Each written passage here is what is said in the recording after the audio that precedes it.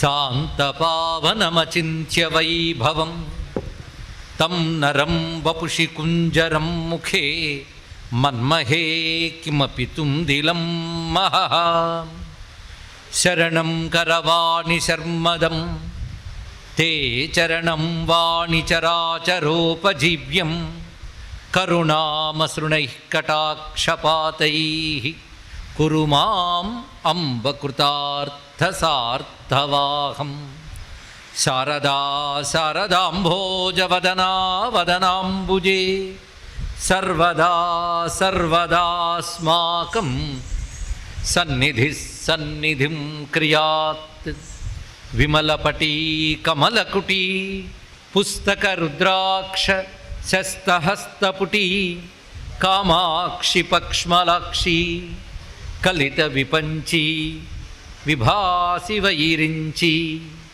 వాగర్థావివ సంపృక్తౌ వాగర్థ ప్రతిపత్తయే జగతః పితరౌ వందే పార్వతీ పరమేశ్వరౌ గురవే సర్వలోకానాం భిషజే భవరోగిణాం నిధయే సర్వవిద్యానాం దక్షిణామూర్తయే నమః నారాయణ సమారంభాం వ్యాసశంకరమధ్యమాం అస్మదాచార్యపర్యంతాం వందే గురుపరంపరాం నారాయణం నమస్కృత్య నరం చైవ నరోత్తమం దేవీం సరస్వతీం వ్యాసం తతో జయముదీరయేత్ స్థాపకాయ చ ధర్మస్య సర్వధర్మస్వరూపిణే అవతారవరిష్ఠాయ రామకృష్ణాయ తే నమః శివ శివేతి శివేతి శివేతి వా భవ భవేతి భవేతి భవేతి వా హరా హరేతి హరేతి హరేతి వా భజ మనః శివమేవ నిరంతరం నమస్తే నమస్తే మహాదేవ శంభో నమస్తే నమస్తే మహాదేవ శంభో నమస్తే నమస్తే దయాపూర్ణ సింధో నమస్తే నమస్తే ప్రపన్నాత్మబంధో నమస్తే నమస్తే నమస్తే మహేశ శివాయ గురవే నమః శివాయ గురవే నమః శివాయ గురవే నమః శ్రీమాత్రే నమః శ్రీమాత్రే నమః శ్రీమాత్రే నమః శ్రీ విష్ణురూపాయ నమః శివాయ శ్రీ విష్ణురూపాయ నమః శివాయ శ్రీ విష్ణురూపాయ నమః శివాయ నమో మహద్భ్యో ఋషిభ్యో గురుభ్యో నమః సాంబశివమయమైన ఈ సభా సదస్సుకి సవినీయ నమస్సులు సమర్పణ చేసుకుంటూ అనంతపురం రామకృష్ణ సేవా సమితి వారు 20 సంవత్సరాలు పూర్తి చేసుకున్న ఈ మహోత్సవంలో ఇక్కడి నుంచి మరింత ఎక్కువగా తమ కార్యక్రమాలను విస్తరిస్తూ నూతనమైన అంశాలను ప్రవేశింపజేయడానికి సంసిద్ధమవుతున్న ఈ తరుణంలో ఆ సేవా సమితి వారందరినీ అభినందిస్తూ వారి కోరిక మేరకు ఇప్పుడు ఇక్కడ సమావేశమై 5 రోజుల పాటు శివసాక్షాత్కారం అనే అంశంపై ప్రవచనం చేయడం జరుగుతున్నది. అనంతపురంతో నాకు అనుబంధం బహుకాలం నుంచి ఉన్నదే. ఇంచుమించు 25 ఏళ్ల అనుబంధమే అని చెప్పాలి. కానీ 25 ఏళ్ళు నేను వరుసగా రాకపోయినప్పటికీ మొదటగా శృంగేరి పీఠం తరపున ఇక్కడికి రావడం జరిగింది. అలాగే ముమ్మార్లు శృంగేరి పీఠం తరపున ఇక్కడికి విచ్చేశాను. మళ్ళీ ఇప్పుడు అనంతపురంలో సహృదయుల సమక్షంలో మాట్లాడేటువంటి అవకాశం పరమశివ అనుగ్రహం వల్ల లభించింది. పైగా రామకృష్ణ సేవా సమితి అంటే ప్రపంచవ్యాప్తంగా గౌరవం ఉన్నటువంటి సంస్థ ఇది. స్వామి వివేకానంద స్థాపించినటువంటి ఈ సంస్థ ద్వారా ఎన్నో గొప్ప కార్యక్రమాలు ప్రపంచవ్యాప్తంగా జరుగుతున్నాయి. రామకృష్ణ మిషన్ అని ఏదైతే ఉన్నదో దానికి అనుబంధంగా ఉన్నటువంటి సంస్థ ఇది. రామకృష్ణుల వారు, స్వామి వివేకానంద వారు ఉభయుల్ని తలంచుకోకపోతే హిందువుకి కృతజ్ఞతా దోషం వస్తుంది. ఇక్కడ ప్రతి వాళ్ళు కూడా నమస్కరించవలసిన మహానుభావులు రామకృష్ణ పరమహంస, స్వామి వివేకానంద కూడా. రామకృష్ణ పరమహంసని అవతార వరిష్ఠాయ అన్నారు స్వామి వివేకానంద. ఇది అంగీకరించక తప్పదు. ఆ మహానుభావుడు అంతవరకు ఉన్న సనాతన ధర్మాన్నంతటిని కూడా సమీకరించి సనాతన ధర్మంలో ఉన్న వేదాంత మార్గం, ఉపాసనా మార్గం, కర్మ మార్గం ఇత్యాదులన్నీ కూడా సమన్వయపరిచి ఇవన్నీ ఒకే పరమార్థాన్ని అందిస్తాయని బోధించిన మహానుభావుడు. ఆయన యొక్క హృదయ సందేశాన్ని అందుకుని ప్రపంచవ్యాప్తం చేసి హిందూ ధర్మం అంటే ఇది అని ప్రతిష్ఠించిన మహానుభావులు స్వామి వివేకానంద. వారి స్ఫూర్తి ఎప్పటికప్పుడు సమాజంలో అందించడానికి గాను దీక్ష వహించినటువంటి రామకృష్ణ సేవా సమితులకి ప్రత్యేక అభినందిస్తూ, అనంతపురంలో ఎన్నో మంచి కార్యక్రమాలు చేస్తున్న ఈ సంస్థ మరింతగా పురోగమించాలని సందర్భంలో కోరుకుంటూ ఇప్పుడు మన శివతత్వంలోకి ప్రవేశిస్తున్నాం. శివ సాక్షాత్కారం ఈ మాట వినగానే ఏమిటి అనిపిస్తుంది? శివుడు సాక్షాత్కరించడం అంటే ఏమిటి? అసలు సాక్షాత్కారం అనే మాటకు అర్థం ఏమిటి? సాక్షాత్కారం అంటే కళ్ళ ముందు కనబడడం అని మనం అనుకుంటాం. కళ్ళ ముందు కనబడితే పదార్థం అవుతుంది. పదార్థానికి ఒక లక్షణం ఉంది, అది పుడుతుంది, పెరుగుతుంది, పోతుంది. శివుడు అటువంటి వాడు కాడు. అలాగని కళ్ళ ముందు కనబడ్డా అంటే కళ్ళకే కాదు, అసలు సాక్షాత్కారం అనే మాటకు అర్థం ఏంటంటే అనుభూతి. ఇది ప్రధానమైన అర్థం. ఇక్కడ అనుభూతి పొందడమే సాక్షాత్కారం. భగవత్ సాక్షాత్కారం, ఆత్మ సాక్షాత్కారం అనగానే పెద్ద డిజిటల్ సౌండ్తో ఆత్మ అనే వస్తువు ఏదో గోచరించదు. అది అనుభూతి ప్రధానమైనటువంటిది. అనుభూతి ఎలాంటిదంటే ఆదిశంకరులే చెప్తారు, ఆనంద స్ఫురద్ అనుభాభ్యాం నతిరియం అన్నారు శివానంద లహరిలో. అది భగవద్ అనుభూతి అంటే శివానుభూతియే శివ సాక్షాత్కారం. ఆ అనుభూతి ఎలా పొందుతాం అనేది ఇక్కడ చెప్పుకుంటూ శివానుభూతిని పొందే మార్గము, శివానుభూతి అంటే ఏమిటో చెప్పుకుంటున్నాం. భగవద్ అనుభూతి పొందడానికి అనేక మార్గములు మన శాస్త్రం ఏర్పరిచింది. ఎందుకంటే పరమార్థం భగవద్ అనుభూతే. మనకు ప్రపంచానుభూతి బాగా ఉంటుంది, పరమేశ్వరానుభూతి ఉండదు. కానీ ప్రపంచానుభూతి మిథ్య, శాశ్వతం కాదు. పరమేశ్వరానుభూతి ముఖ్యమైనది. అది పొందడానికే ఇచ్చిన సాధనలే మనకు శాస్త్రం వివిధ పద్ధతుల్లో యోగ మార్గముల ద్వారా అందించినది. ఆ యోగం ఉపాసనా యోగం కావచ్చు, మంత్రయోగం కావచ్చు, ధ్యానయోగం కావచ్చు, కర్మయోగం కావచ్చు, జ్ఞానయోగం కావచ్చు. ఇవన్నీ కూడా మన భగవద్ అనుభూతిని పొందించడానికి వచ్చింది. అందులో శివ అనే మాట చాలా దివ్యమైనది. శివానుభూతి అనే మాటలో, శివ సాక్షాత్కారం అనే మాటలో ఉన్న శివ అనే 2 అక్షరాలు ఉన్నాయే, వాటికున్న శక్తి అంతా ఇంత కాదు.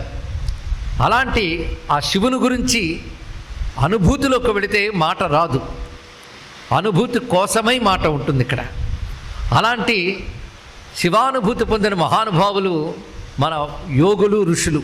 వారు అందించిన శివజ్ఞానాన్ని మనం అందుకుని శివానుభూతి పొందే ప్రయత్నం చేద్దాం.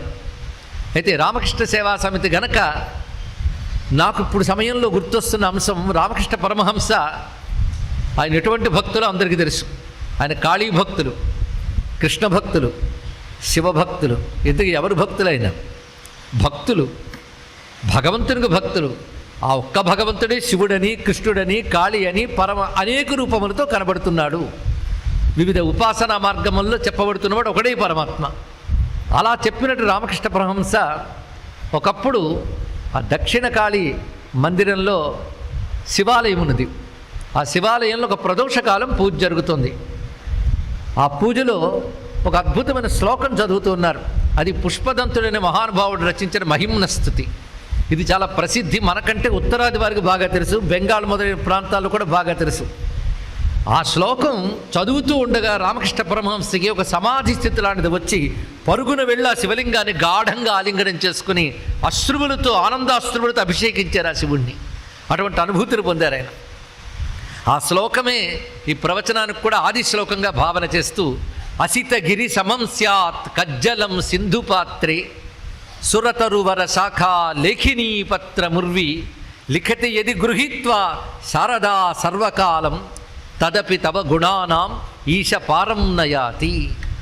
ఈ శ్లోకంలో ఉన్న భావానికి పరమహంస అంత అనుభూతి చెందారు. దీని భావం ఏంటంటే సరస్వతీదేవి శివుని గురించి వర్ణించాలని కూర్చున్నది. ఎవరు? సరస్వతీదేవి. ఎందుకంటే ఆవిడ అనుగ్రహిస్తే మనం దేన్నైనా వర్ణిస్తాం. అలాంటిది ఆవిడే వర్ణించాలని కూర్చుంది శివుని గురించి. ఆవిడకి తెలుసు తను వర్ణించదలుచుకుంటే రాయాలి అంటే సరంజామ తక్కువగా ఉంటే సరిపోదు. అందుకు ముందుగా ఒక సిరాని సిద్ధం చేసుకుంది. సిరా అంటే తెలుసు కదా చాలామందికి, అంటే ఈరోజు టైపులో చూసి తెలియట్లేదులేండి, ఇంక్ అంటారు. సిరా తయారు చేసుకోవడం కోసం ఏం చేసిందంటే ఒక కాటుక కొండ తీసుకొచ్చి సముద్రంలో కలిపిందిట. అప్పుడు సిరా తయారైందంతా. ఇక ఆ తర్వాత రాస్తూ ఉంటే మహావేగంగా భావం వస్తున్నప్పుడు పెన్ను సరిగ్గా రాయకపోతే వెళ్ళదు. ఆ పెన్ను అరిగిపోకూడదు, తరిగిపోకూడదు. అలాంటి కలం తీసుకుంది. ఏమిటా కలం అంటే కల్పవృక్షపు కొమ్మని తుంచి కలంగా చేసుకుంది. ఇక్కడ ఇంత కల్పవృక్షం కొమ్మ అరగదు, తరగదుట. అందుకే దాన్ని ఆవిడ కలంగా తీసుకున్నది. రాయడానికి ఏం తీసుకుందంటే విశాలమైన పృథ్వీనే పత్రంగా తీసుకుంది. తీసుకుని వ్రాస్తూ ఉన్నా ఎప్పటికీ నీ గురించి పరిపూర్ణంగా వర్ణించలేకపోయింది సరస్వతీదేవియే. అటువంటిదయ్యా నీ మహిమ, అటువంటిది నీ గుణము అని అంటారు పుష్పదంతుల వారు. అంటే ఎంతకాలము వర్ణించినా అంతుపట్టని అంతు తేలని అనంత దివ్య గుణములు కలిగినవాడు. అయితే పరమాత్మ గురించి చెప్పాలంటే రెండు విషయములు. ఆ నిర్గుణుడు, సగుణుడు అంటారు. ఇక్కడ నిర్గుణుడు అంటే గుణములకు అతీతమైనటువంటి కేవల తేజస్వరూపుడు. కానీ సృష్టిని ఏర్పరిచినప్పుడు వివిధములైన శక్తులతో ఆవిర్భవింపజేశాడు. అప్పుడు సగుణుడు అయ్యాడు ఆయన. అందుకే సృష్టికి అతీతము అన్నప్పుడు ఆయన నిర్గుణుడు అంటారు. సృష్టిని నిర్వహిస్తున్నాడు అంటే సగుణుడు అంటారు. కానీ సగుణ నిర్గుణ మాటలకి ఇదే అర్థం ఇక్కడ. అయితే సృష్టిని నిర్వహించినప్పుడు పరమేశ్వరుడు తన యొక్క అనంతమైన దివ్యమైన శక్తులను ప్రకటించాడు తన నుంచి. ఆ శక్తులేని గుణములు అంటారు ఇక్కడ. ఆ గుణాలను వర్ణించగలమా? నిర్గుణాన్ని ఎలాగూ వర్ణించలేం. ఎందుకంటే నిర్గుణం అంటే మనసుకి మాటకి అందనిది నిర్గుణం. సృష్టికి అతీతము అంటే మనసు మాట సృష్టిలో ఉన్నాయి. సృష్టిలోకి సంబంధించిన మనస్సు మాట సృష్టికి అతీతమైన పరమాత్మని చెప్పగలదా? చెప్పలేదు. పోనీ ఆయన యొక్క అనంత కళ్యాణ గుణములను చెప్పగలమా అంటే వాటిని వర్ణించలేం. మరేం చేస్తాం? వర్ణించడం మానేసి ఊరుకుంటామా? ఎందుకంటే ఆయన గురించి వర్ణిస్తే మన బ్రతుకులు తరిస్తాయి, మన ధన్యులమవుతాం గనక ఆయన మనకు అంతుపట్టడును వదిలేయకుండా అందినంత వర్ణించుకుని ధన్యులం అవ్వాలండి. ఇది ఎలాగో అంటే దాహం వేస్తుందని గంగానది దగ్గరికి వెళ్ళి ఒక ఆయన ఇంత నద నేను తాగలేని వచ్చేసెట్ట. అంత నది తాగక్కర్లేదు, తను తాగినంత తాగితే దాహం తీరుతుంది. కనుక శివుని యొక్క దివ్య మహిమ గంగానదిలా అపారంగా ఉన్న మన బ్రతుకు తరించడానికి ఎంత పుచ్చుకుంటే అంత మనం ధన్యులమవుతాం. ఇక్కడ అలా 5 రోజుల పాటు ఆ శివ మహిమ గంగాపానాన్ని చేసి మనం ధన్యులమవుతాం. ఇలాగా పరమహంస శివుని గురించి వింటేనే పరవశించిపోయాడు. ఇక స్వామి వివేకానంద ఉన్నాడే, ఆయన వాళ్ళ అమ్మగారు కాశీక్షేత్రంలో వీరేశ్వరుడనే దివ్య జ్యోతిర్లింగాన్ని నిత్యం పూజించి ఈ దేశాన్ని ధర్మాన్ని కాపాడగలిగే సత్పుత్రుడు కావాలని కోరుకుంటే పుట్టాడు ఆయన ఇక్కడ. అప్పుడు ఆయనకి ఆ వీరేశ్వరుడి పేరు మీద వీరేన్ అని పేరు పెట్టారు. నరేంద్రుడిని ముద్దుగా పిలుచుకున్నారు. తర్వాత వివిధిషానంద అనే పేరుతో సన్యాసాశ్రమం స్వీకరించి తర్వాత వివేకానందగా ప్రసిద్ధి చెందాడు మహానుభావుడు. అంటే ఇరువురికి శివ సంబంధమైన అంశం. పైగా ఇందాక పుష్పదంతుల వారి యొక్క గ్రంథం చెప్పుకున్నాం కదా. స్వామి వివేకానంద 1893లో షికాగోలో మొట్టమొదటి మాట్లాడేటప్పుడు పుష్పదంతుల వారి రచనని ఉటంకిచ్చాడండి వేదిక మీద. మొదటి ఉపన్యాసంలోనే రుచీనాం వైచిత్ర్యా దృజికుటల నానాపదజుషాం రుణామేకో గమ్య త్వమసి పైసావర్ణవయివా అనేటువంటి అత్యద్భుతమైన మహిమ్న స్తోత్ర శ్లోకాన్ని మాట్లాడి ఇది హిందూ ధర్మం అని చెప్పాడు వాళ్ళకి. ఇప్పుడు ప్రపంచం కళ్ళు తెరిపించాడు. దాని అర్థం ఏంటంటే కొందరు శైవమని, కొందరు వైష్ణవమని, కొందరు వైదికమని, కొందరు సాంఖ్యమని, కొందరు వేదాంతమని అనేక రకాల మార్గాలను అనుసరిస్తారు. అన్ని మార్గాలు ఓ పరమేశ్వర నదులన్నీ సముద్రాన్ని చేరినట్లే ఈ మార్గాలన్నీ నిన్నే చేరుతున్నాయి అనేటువంటి ఆ పుష్పదంత వాక్యాన్నే ఉటంకించాడండి. అంటే శివస్తత్వం వాక్యాన్నే తెలియజేశారు. ఈ సమయంలో ఆ మహానుభావులు చెప్పినటువంటి రామకృష్ణ పరమహంస వివేకానంద వచనములతో ఈ ప్రవచనం ప్రారంభించడం సముచితం అనిపించి వారిని ఒక్కసారి మనం స్మరించుకున్నాం. ఇప్పుడు శివుని గురించి మనం మాట్లాడితే శివుడు అంటే ఎవరు, ఆ శబ్దం ఏమిటి? నిజానికి మన శివ, విష్ణు, రామ, కృష్ణ ఈ పేర్లన్నీ ఒకే పరమాత్మక పేర్లను గుర్తుపెట్టుకోవాలి ఎప్పుడు కూడా. ఇప్పుడు శివశబ్దానికి అర్థం చెప్పుకుంటే ఉపనిషత్తుల్లో శివశబ్దం అనేక చోట్ల వాడబడుతుంది. విశేషించి శ్వేతాశ్వతర ఉపనిషత్తులో మంత్రం ఉంది, యదా తమస్తన్ నదివా న రాత్రి నసన్న చాసత్ శివయేవ కేవలః. ఇది చెప్పబడుతుంది ఇక్కడ. అప్పుడు ఎప్పుడు ఆ సమయంలో వెలుగు లేదు, చీకటి లేదు. ఏ సమయం అండి? పైగా ఇక్కడ చాలామంది పిల్లలు కనబడుతున్నారు, చాలా సంతోషంగా ఉంది ఇక్కడ. ఎందుకంటే వాళ్ళ మనస్సులు ఇంకా ఎక్కువగా కలుషితం కావు కనుక వాళ్ళు చక్కగా గ్రహించగలరు. ప్రపంచంలో సైంటిఫిక్ టెంపర్మెంట్తో, ఫిలసాఫికల్ థింకింగ్తో ఆలోచించే వాళ్ళని ఆకర్షిస్తున్న తత్వం శివతత్వం అని ముందు తెలుసుకోవాలి. ఇక్కడ ఆ శివతత్వం వాళ్ళని చాలా ఆకర్షిస్తున్నది. ఈ మధ్యనే మన భారతదేశంలో చంద్రయాన్ విమానం వెళ్ళి చంద్రమండలంపై కాలు మోపగానే ఆ ప్రథమ బిందువుకి దేశం పెట్టిన పేరు శివశక్తి. గుర్తున్నదా? అది మనం భారతదేశం వాళ్ళు పెట్టారని మనం అనుకుంటున్నాం. పోని సంతోషం. మరి కొద్ది కాలం క్రితం నాసాలో చేసిన పరిశోధనలో తేలిన అంశంలో అంతరిక్షంలో 2 రకాల గెలాక్సీలు కలుసుకుని ఏర్పడిన అంశాన్ని వాడు చూపించారు. అలా జరిగినటువంటి అంశం, ఆ 2 కలుసుకున్న దృశ్యానికి అంతరిక్ష పరిశోధనా సంస్థ, అంతర్జాతీయ అంతరిక్ష పరిశోధనా సంస్థ పెట్టిన పేరు శివశక్తి అండి ఇక్కడ. అదేవిధంగా సెర్న్ అని ఒక సంస్థ ఉన్నది, అది స్విట్జర్లాండ్లో ఉంది. అది న్యూక్లియర్ సైన్స్ సెంటర్ సెర్న్ అనేటువంటిది. అక్కడ 2 పెద్ద విగ్రహాలు ఉంటాయి. ఆ 2 విగ్రహాలు మన భారతదేశానికి చెందినవి అక్కడున్నాయి. ఎక్కడ? స్విట్జర్లాండ్లో. పైగా అది సైన్స్ రీసెర్చ్ సెంటర్. ఏ science? Nuclear science research centre అది సెర్న్ అని. అక్కడ 2 విగ్రహాలు ఉన్నాయి. ఆ 2 విగ్రహాలు నటరాజస్వామి విగ్రహాలు. ఇక్కడ దాన్ని నడుపుతున్నటువంటి అధికారుల్ని, పాశ్చాత్యుల్ని అడిగారు, ఆ 2 విగ్రహాలు ఎందుకు పెట్టారు మీరు? ఒక ఆర్ట్ పీస్గా పెట్టారా అంటే, కాదు, మా సైన్స్ని చెప్తున్న విగ్రహం అది అని చెప్పారండి ఇక్కడ నటరాజస్వామి విగ్రహాన్ని. ఇలాగ శివతత్వాన్ని విజ్ఞాన శాస్త్రం, వేదాంత శాస్త్రం, ఉపాసనా శాస్త్రం ఇన్ని స్వీకరిస్తున్నాయి. పైగా ఇది ఒక మతానికి, ఒక దేశానికి సంబంధించింది కాకుండా ఇది యూనివర్సల్, విశ్వజనీనం అనే భావన ఉన్నది. దీన్ని బట్టి విశ్వజనీనమైన మతమే హిందూ మతం అని మనకు తెలుస్తున్నది. ఈ విజ్ఞానం మనకు అందుతున్నది ఇక్కడ. అలాంటి శివతత్వాన్ని మనం చెప్పుకోవాలంటే ఆ సరస్వతీమాత కటాక్షంతో మనం ప్రారంభించుకోవాలి, శివానుగ్రహంతో. ఈ శివ అనే మాట గురించి వర్ణిస్తూ చెప్పిన ఉపనిషత్ మంత్రం అర్థం ఏంటంటే, అప్పుడు వెలుగు లేదు, అప్పుడు చీకటి లేదు. సరిగ్గా వింటున్నారా? వెలుగు లేకపోతే చీకటి ఉండాలి, చీకటి లేకపోతే వెలుగు ఉండాలని మన సిద్ధాంతం. కానీ అప్పుడు వెలుగు లేదు, చీకటి లేదుట.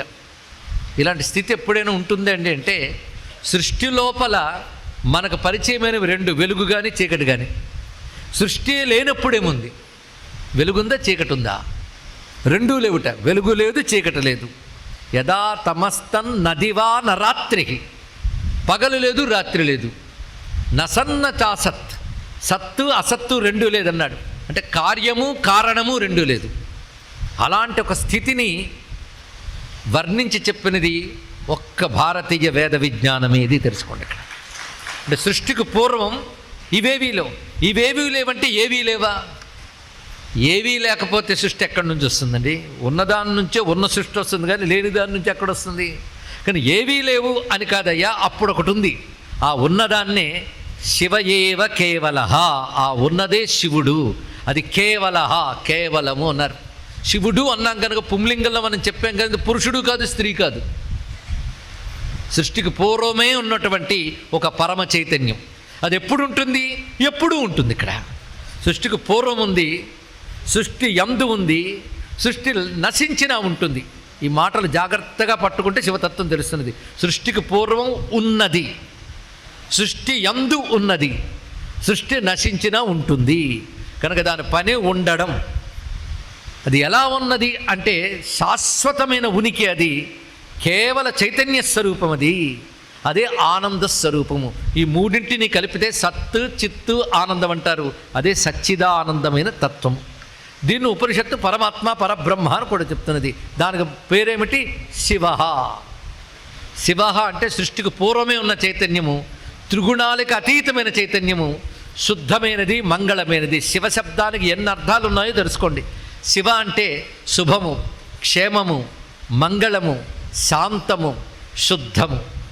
ఇందులో వింటే అన్నీ బాగున్నాయి కదా. శుభము, మంగళము, క్షేమము, శాంతము, శుద్ధము, ఇవన్నీ కలిపితే ఒకే పేరు శివ. అంటే ఇవన్నీ స్వభావంగా కలిగిన వారెవరో అని శివుడు అన్నారండి ఇక్కడ. అంటే శివుడు అంటేనే శాంతము, శుద్ధము, శివము, మంగళము, శుభము, క్షేమము, ఇన్ని. అందుకే శివ అంటే ఏమొస్తుందంటే ఇప్పుడు చెప్పినవన్నీ వస్తాయి. ఇందులో ఏది అక్కర్లేదు మనకి. నన్ను అడిగితే అన్నీ కావాలనిపిస్తుంది కదా.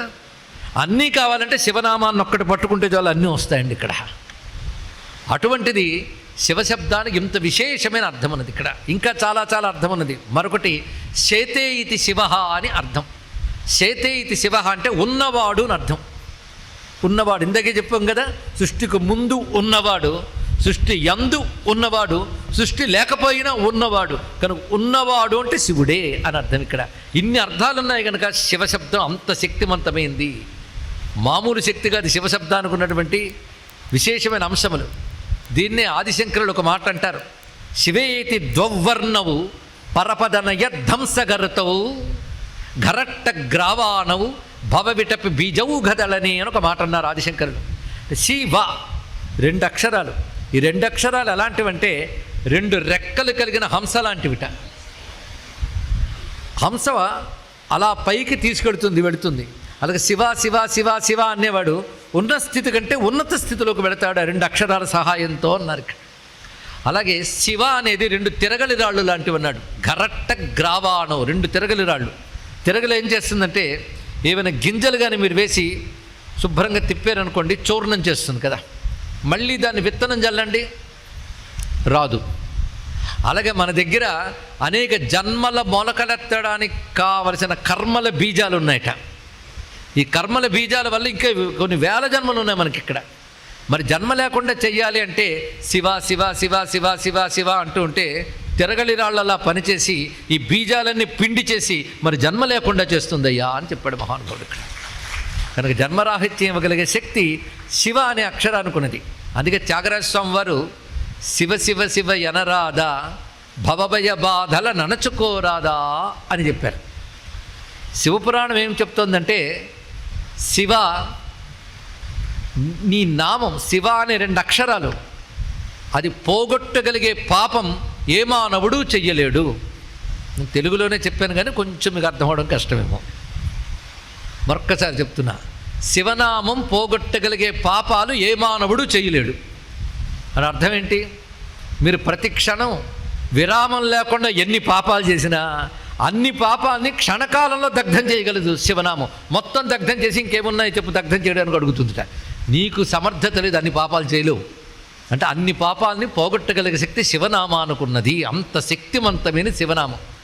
భాగవతంలోనే ఓ మాట ఉన్నదండి, యద్వ్యక్షరన్నామ గిరేరిత నృణాం సకృత్ ప్రసంగాత్ అఘమాసు హంతి తత్ పవిత్ర కీర్తిం తమలంఘ్య శాసనం భవానహోద్వేష్టి శివం శివేతర. భాగవతంలో చెప్తున్న వాక్యం ఇది. ఎవరి యొక్క చిన్న పేరు కష్టమా చెప్పండి, శివ. ఏమి కష్టపడక్కలే. శివ అనే పేరుని సకృత్ ప్రసంగాత్ మామూలు మాట్లాడుతూ మాట్లాడుతూ శివ అని ఒక్కసారి అంటే చాలు వాడు పాపరాశి దగ్ధమవుతుంది. అంత పవిత్రమైనది శివనామము అని భాగవతమే చెప్తున్నది ఇక్కడ. అలాంటి శివనామం అంత మహిమ. శివనామానికి అర్ధశక్తి కూడా అంత ఉన్నది. అర్థములు చెప్పుకున్నాం. అలాంటి శివనామానికి నమస్కారం చేసుకుంటూ ఆ శివనామం చేత చెప్పబడుతున్న పరమాత్మ గురించి ఇప్పుడు చెప్పుకుంటున్నాం.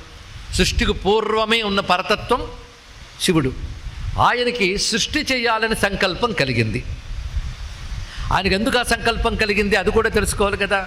ఈ సృష్టిలో సుఖదుఖాలు అనుభవించవలసిన జీవులు పుట్టవలసిన యోగం ఉన్నప్పుడు పరమాత్మకి సంకల్పం కలుగుతుంది. అప్పుడే కాలం అనేది తెలియబడుతుంది. అంతవరకు కాలం అనేది తెలియబడదు. ఈశ్వరుడికి సంకల్పం కలిగినప్పుడే కాలం తెలుస్తుంది. ఎందుకంటే ఈశ్వరుడు కాలానికి అతీతుడు. కాలం సృష్టి యొక్క ఆరంభం నుంచే మనకు తెలుస్తున్నది. కానీ ఈశ్వర సంకల్పమే ప్రథమ కాలం.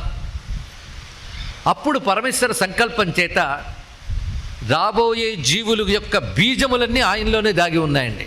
అంటే సృష్టికి ముందు ఆయన ఉన్నాడు అంటే చెట్టుకు ముందు విత్తనం ఉంటుంది, విత్తనంలోనే చెట్టంతా దాగి ఉంటుంది, అవునా లేదా?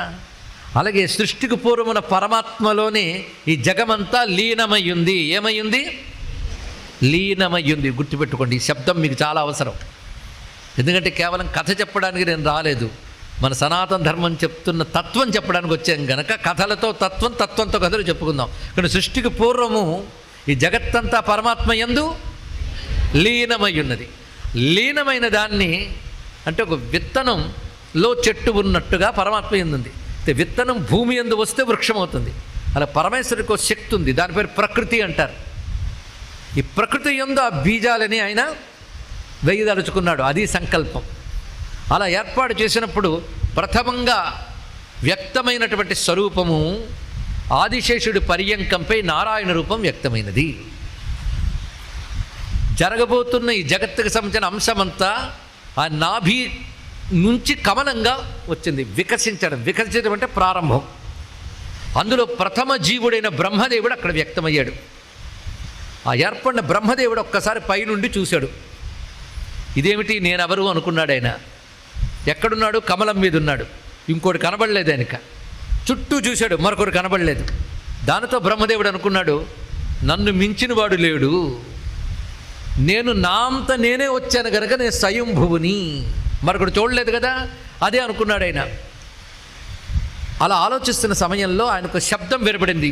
అంటే కేవలం జలమయంగా ఉన్నటువంటి స్థితిలో తప తప అనే శబ్దం వినబడిందండి.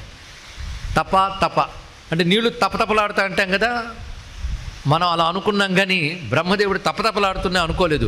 తప తప అంటే తపస్సు చెయ్యు అని సందేశంగా తీసుకుని వెంటనే ధ్యానంలో కూర్చున్నాడు ఏకాగ్రంగా. అప్పుడు ఆయనకు ఒక ఆలోచన కలిగింది, నేను ఎక్కడి నుంచి వచ్చాను, ఇదేమిటి ఈ కమలం అని నెమ్మదిగా కమలం కింద చూసేటప్పటికల్లా దాని నాళం కనబడింది. ఆ నాళం నుంచి క్రిందకి వెళ్ళేటప్పటికల్లా శేషపర్యంకంపై విష్ణువు గోచరించాడు ఆయనకి. వెంటనే బ్రహ్మదేవుడు ఆయన వద్దకు వెళ్ళి, నాయన ఎవరు నువ్వు అని తట్టి లేపాడు. ఆయన లేచి, నువ్వెవరు నాయన అన్నాడు. ఇక్కడ ఇద్దరు నాయన నాయన అన్నారండి. ఈ నాయన శబ్దం చాలా చమత్కారంగా ఉంటుంది. ఏం నాయన అంటే పిల్లల్ని నాయన అన్నట్లే, పెద్దవాళ్ళని నాయన అంటే తండ్రి, అంతే కదా. అయితే నాయన అని నువ్వు నన్ను ఏ ఉద్దేశంతో అడిగావు అన్నాడు బ్రహ్మదేవుడు. నువ్వు నన్ను ఏ ఉద్దేశంతో అడిగావు అన్నాడు విష్ణువు. ఏం లేదు, పిల్లాడివి, నేను వెతుకుతూ వస్తే కనబడ్డావు, అందుకు నాయన అన్నాను అంటే నేను కూడా నిన్ను పిల్లాడనే నాయన అన్నాను. ఇక్కడ ఇదేమిటయ్యా, మొదట వచ్చిన వాడిని నేను, తర్వాత నిన్ను చూశానంటే నువ్వు మొదట వచ్చావు అనుకుంటున్నావు, కానీ నేను లేనిది నువ్వు రాలేవు, కనుక నీకు నిజంగా నాయన నేనే అన్నాడు ఆయన. ఇక్కడ ఎవరు గొప్ప అని ఇంకా వాదన వచ్చింది. అప్పుడు బ్రహ్మదేవుడు సృష్టికి ప్రారంభించినప్పుడు కొందరు దేవతలు మాత్రం అప్పుడు వచ్చున్నారు, ఇంకా మిగిలిన సృష్టి ఏమీ జరగలేదు. చతుర్దశ భువనాలు, కొంతమంది దేవతా సృష్టి జరిగింది, కానీ ఇంకా జీవకోటి సృష్టి జరగలేదు అప్పటికి. బ్రహ్మదేవుడు ఇవన్నీ నేను చేశాను అనుకుంటున్నాడు ఇంతవరకు, కానీ ఆయన మించిన వాడు అంటున్నాడు ఈ విష్ణువు. ఎవరు మించిన వాడని వాదన పెరిగిందండి. వాదన పెరిగి యుద్ధంగా మారింది. ఇక్కడ యుద్ధంలో ఒకరి మీద ఒకరు ప్రతాపం చూపించుకోవాలని విష్ణువు తన దగ్గరున్న వైష్ణవాస్త్రాది శక్తులను ప్రయోగిస్తే బ్రహ్మదేవుడు తన వద్దనున్న బ్రహ్మాస్త్రాదులు ప్రయోగిస్తున్నాడు. అప్పుడే వస్తున్న సృష్టి ఈ అకాల యుద్ధం వల్ల నశించిపోతుందేమో భయం కలిగింది దేవతలకి. అప్పుడు వాళ్ళందరూ ఏం చేయాలో తెలియక, ఎప్పుడు ఉండేవాడు సృష్టికి ముందున్నవాడేవాడు వాడిని ఒక్కసారి నమస్కారం చేసుకున్నారు. స్వామి, ఈ అకాల ప్రళయం ఎలా పోతుంది అని అడుగుతూ ఉండగా ఒక్కసారిగా ఆ యుద్ధం చేస్తున్న వారి మధ్య ఒక దివ్యమైన నాదంతో ఒక మహాద్భుతమైన అగ్నిలింగం ఆవిర్భవించింది. ఇది ప్రథమ శివ సాక్షాత్కారం అండి. ఇక్కడ ఒక మహాగ్నిలింగం ఆవిర్భవించింది. ఏమిటా అగ్నిలింగం అని చూసి ఆశ్చర్యపోయారు. ఎందుకంటే దీంట్లో వాళ్ళిద్దరి ప్రమేయం లేదు. ఇదివరకు ఏదో భువనాలు మొదలైనవి వచ్చే తపశ్శక్తి చేత, ఇప్పుడు అవేమీ లేవు. ఇది ఎలా వచ్చింది ఇద్దరికీ తెలియదు. మేమే గొప్ప అని ఇద్దరు అనుకుంటూ ఉంటే, మమ్మల్ని మించి మరొకటి లేదు అనుకుంటూ ఉంటే, ఇప్పుడు కనబడింది ఒక మహాగ్నిలింగం. కాబట్టి ఈ అగ్నిలింగాన్ని చూడగానే ఇది ఎక్కడ మొదలయ్యింది, ఎక్కడ పూర్తవుతుంది అని ఇద్దరికి అనిపించగానే వాళ్ళు ఒక తీర్మానానికి వచ్చారు. మన గొప్పతనం తేలిపోవాలంటే ఒకటే, దీని మొదలు కానీ దీని తుది కానీ ఎవరు తెలుసుకుంటారో వారు గొప్పవారు, మిగిలిన వారు గౌరవించాలి. ఇది వాళ్ళు చేసుకున్న ఒడంబడిక. దానితో నిర్ణయించుకున్నారు ఎవరు మొదలు తెలుసుకోవాలి, ఎవరు తుది తెలుసుకోవాలి. మొదలు తెలుసుకోవడానికి విష్ణువు వరాహ రూపం ధరించి క్రిందకి వెళ్ళాడు, బ్రహ్మదేవుడు హంస రూపం ధరించి పైకి వెళ్ళాడు. ఇక్కడ ఒకరికి మొదలు తెలియలేదు, వారికి తుది తెలియలేదు, వెళ్ళిపోతున్నారంతే. ఇది జాగ్రత్తగా వింటే కథ, ఇంకా జాగ్రత్తగా వింటే ఇందులో కావలసిన అనేక రహస్యాలు ఉన్నాయి. ఆ రహస్యాల కోసం ముందు కథ జాగ్రత్తగా వినండి. రహస్యాలు ఏ కొద్ది మంది గ్రహించినా సంతోషమే, కానీ ఇందులో రహస్యాలు ఉన్నాయి అంటున్నాం కనుక ఏకాగ్రంగా వింటే ఇందులో అద్భుతాలు గోచరిస్తాయి. ఇక్కడ మొత్తానికి ఇద్దరికీ తుది తెలియలేదు, మొదలు తెలియలేదు. ఇలా సాగిపోతుంది. కొంతసేపటికి పైకి వెళ్ళేటప్పటికల్లా బ్రహ్మకు ఒక ఆలోచన వచ్చింది. ఇక్కడ నేను తుది తెలుసుకున్నాను అని చెప్తాను, ఎవడు కాదంటాడు. అబద్ధం ఆడదాం అనుకున్నాడు. ఎందుకంటే ఎవరు చూడకపోతే, ఎవరికి తెలియకపోతే అబద్ధమాడు గొప్పవాళ్ళు అవ్వాలనుకునేవాళ్ళు కొంతమంది ఉంటూ ఉంటారు. బ్రహ్మదేవుడికి అనిపించింది. పైగా బ్రహ్మకప్పుడు 5 తలకాయలు ఉండేవట సృష్టికి పూర్వం. 5 తలకాయలు, ఒక తలకాయ ఉంటేనే అహంకారం తట్టుకోలేకపోతున్నాం, మరి 5 తలకాయల అహంకారం అతగాడికి. దానితో ఆయన చూస్తూ నేను అబద్ధం ఆడతాను, అయితే సాక్ష్యం ఏది అని అడుగుతాడు కదా, ఏదైనా దొరుకుతుందేమో చూస్తున్నాడండి. పైనుంచి ఒక మొగలి పువ్వు పడుతుందట. అది ఎక్కడి నుంచి పడిందో తెలియదు, కానీ ఎక్కడో తుది ఉంటే అక్కడి నుంచే పడే అవకాశం ఉంది కనుక మొగలి పువ్వును పట్టుకున్నాడు. పట్టుకుని నువ్వు ఎక్కడి నుంచి వస్తున్నావు, ఈ కనబడుతున్న స్తంభం పైనుంచి వస్తున్నావా, దీని తుది నీకు తెలుసా అంటే నాకు తెలియదండి. అయితే ఒక పని చేద్దాం, నేను తుది చూశాను, అక్కడి నుంచి నేను తీసుకొచ్చానని చెప్తాను, అవునన్ను నువ్వు తల ఊపు అన్నాడు. ఇక్కడ ఏదో 5 తలకాయలు ఆయన చెప్తున్నాడు కదా అని సరే అన్నదామె. వెంటనే విష్ణువు వద్దకు వచ్చి చెప్పాడు, నేను తుది చూశాను అన్నాడు. కానీ విష్ణువు చెప్పాడు, నేను మొదలు తెలుసుకోలేకపోయాను అన్నాడు. ఇక్కడ కనుక నువ్వే గొప్పవాడివి అని విష్ణువు అనబోతూ ఉండగా ఒక అద్భుతం జరిగిందండి. ఇక్కడ గమనించవలసింది ఏంటంటే, అగ్నిస్తంభంకి ఏమీ తెలియదు అనుకుంటున్నాడు బ్రహ్మదేవుడు. మనం కూడా దేవుడు విగ్రహం పెట్టి దీపం వెలిగించి దెబ్బలాడుకుంటూ ఉంటాం. అయితే దేవుడు ఉన్నాడు స్పృహ ఉంటే దెబ్బలాడుతామండి. మనం గుళ్ళో విగ్రహం ముందు కూడా దెబ్బలాడే వాళ్ళు ఉన్నారు. అంటే అక్కడ ఉన్నవాడు దేవుడు, ఆయన చూస్తున్నాడనే నమ్మకం వాళ్ళకి లేదు, ఒక విగ్రహం రాయి అనుకుంటున్నారు. అవునా లేదా? ఈయన కూడా ఏమనుకుంటే ఏదో స్తంభం, ఏదో జడంగా ఉంది, నేను అబద్ధం ఆడితే ఇది మాత్రం ఏం చేస్తుంది అనుకున్నాడు ఇక్కడ. కానీ ఆ స్తంభంగా కనబడ్డవాడు శివుడు, సమస్త ప్రపంచానికి చైతన్యం ఇచ్చేవాడు ఆయన. ఆయన గమనించనిదేమిటి? అందుకే ఉపనిషత్తు చెప్తోంది, పశ్యతి అచక్షు శృణోత్యకర్ణః అని. కళ్ళు లేవు అన్నీ చూస్తాడు, చెవులు లేవు అన్నీ వింటాడు, చేతులు లేవు దేన్నైనా పట్టుకుంటాడు, కాళ్ళు లేవు ఎక్కడికైనా వెళ్తాడు అని చెప్తుందండి భగవంతుడు. అంటే ఇది ఇక్కడ అంటే ఆయన ఆకారం లేదు, ఆకారాల అవసరం లేదు. మనం కన్నుంటే కానీ చూడలేము, ఆయన కన్ను లేకపోయినా చూస్తాడు. అంటే ఇంద్రియాలు మనకు అవసరం, ఆయన ఇంద్రియాలు అవసరం లేని శక్తి ఆయన, ఇంద్రియాలకు శక్తి ఇచ్చేవాడు ఆయన. ఈ రెండు తెలుసుకోండి. ఇక్కడ అటువంటి పరమేశ్వరుడు ముందు ఎవడ అబద్ధం చెల్లుతుంది? ఎప్పుడైతే బ్రహ్మదేవుడిలా అబద్ధమాడి పేరు పొంది గుర్తింపు పొంది గౌరవం పొందాలనుకున్నాడో, వెంటనే ఆ అగ్నిలింగం నుంచి ఒక మహామూర్తి బయటకు వచ్చాడు. ఆ మూర్తి ఎలా ఉన్నాడంటే, శాంతం పద్మాసనస్థం శశిధరమకుటం పంచవక్త్రం త్రినేత్రం శూలం వజ్రం చ ఖడ్గం పరశుమభయదం దక్షభాగే వహంతం నాగం పాసంచ ఘంటాం ప్రళయ హుతవహం సాంకుశం వామభాగే నానాలంకార దీప్తం స్ఫటికమణి నిభం. ప్రస్తుతానికి అంతవరకు చాలు. ఆ వచ్చినవాడు ఎలా వచ్చారంటే, ఆయనకి 5 ముఖాలు ఉన్నాయి. బ్రహ్మదేవుడికి వచ్చేయవి, ఈయనకి ఉన్నాయవి. నేను తెలుగులోనే మాట్లాడుతున్నా కానీ తిన్న తేడా ఉంది. వచ్చాయంటే ఉందుకు లేవిని వచ్చాయి, ఉన్నాయంటే సహజంగా ఉన్నాయి. కానీ శివుడికి సహజంగా ఉన్నాయి. బ్రహ్మదేవుడు ఏదో మంచి పని చేస్తాడు కదా అని శివుడు ఇచ్చాడు కనుక ఇప్పుడు 5 ముఖాలతో వచ్చాడు ఆయన. ఎలా ఉన్నాడంటే తెల్లగా ఉన్నాడండి ఆయన. శుద్ధ స్ఫటిక సంకాసం స్ఫటికమణి నిభం. మన రుద్రాభిషేకాలు మొదలు చేసేటప్పుడు ముందు ధ్యాన శ్లోకంలో చెప్పుకుంటారు, శుద్ధ స్ఫటిక సంకాసం త్రినేత్రం పంచవక్త్రకం అని. ఇక్కడ ఇది రెండవ సాక్షాత్కారం శివుడిది. మొదటి సాక్షాత్కారం శివలింగ సాక్షాత్కారం, అగ్నిలింగం. రెండవది పంచముఖ శివ సాక్షాత్కారం. ఇక్కడ 5 ముఖాలతో కనబడుతున్నాడు ఆయన, 10 చేతులతో ఉన్నాడు. 5 ముఖాలు ఒక్కొక్కటి ఒక్కొక్క రంగుతో ఉంది. శరీరం మాత్రం మొత్తం తెల్లగా ఉంది, నిర్మలంగా ఉన్నాడు, శుద్ధ స్ఫటికల్లా తెల్లగా ఉన్నాడు. అంటే అర్థం ఏంటంటే ఏ వికారము లేనివాడు. 5 ముఖాలు ఉన్నాయి, ఒకటి ఎరుపు, ఒకటి పసుపు, ఒకటి నలుపు, ఒకటి ఇవన్నీ కలిసిన రంగు. పైన కేవలం తెల్లని వర్ణంతో ఉన్నట్టు, మళ్ళీ తెలుపు ఆయన ఒరిజినల్ రంగు. ఇలా కనబడుతున్నాడు. 3 కళ్ళు ఉన్నాయి, 10 చేతులతో ఉన్నాడు. ఆ స్వరూపం చూడగానే బ్రహ్మదేవుడు ఒక్కసారి ఉలిక్కిపడ్డాడు, విష్ణువు ఆశ్చర్యపడ్డాడు. ఆయన 3 కళ్ళు ఉన్నాయి కదా, ఆయనకి బ్రహ్మను చూడగానే కోపం వచ్చింది అబద్ధం ఆడినందుకు. కనుబొమ్మలు ముడివేశాడండి. ఆ కనుబొమ్మల ముడిలోంచి ఒక మహానుభావుడు ఆవిర్భవించాడు.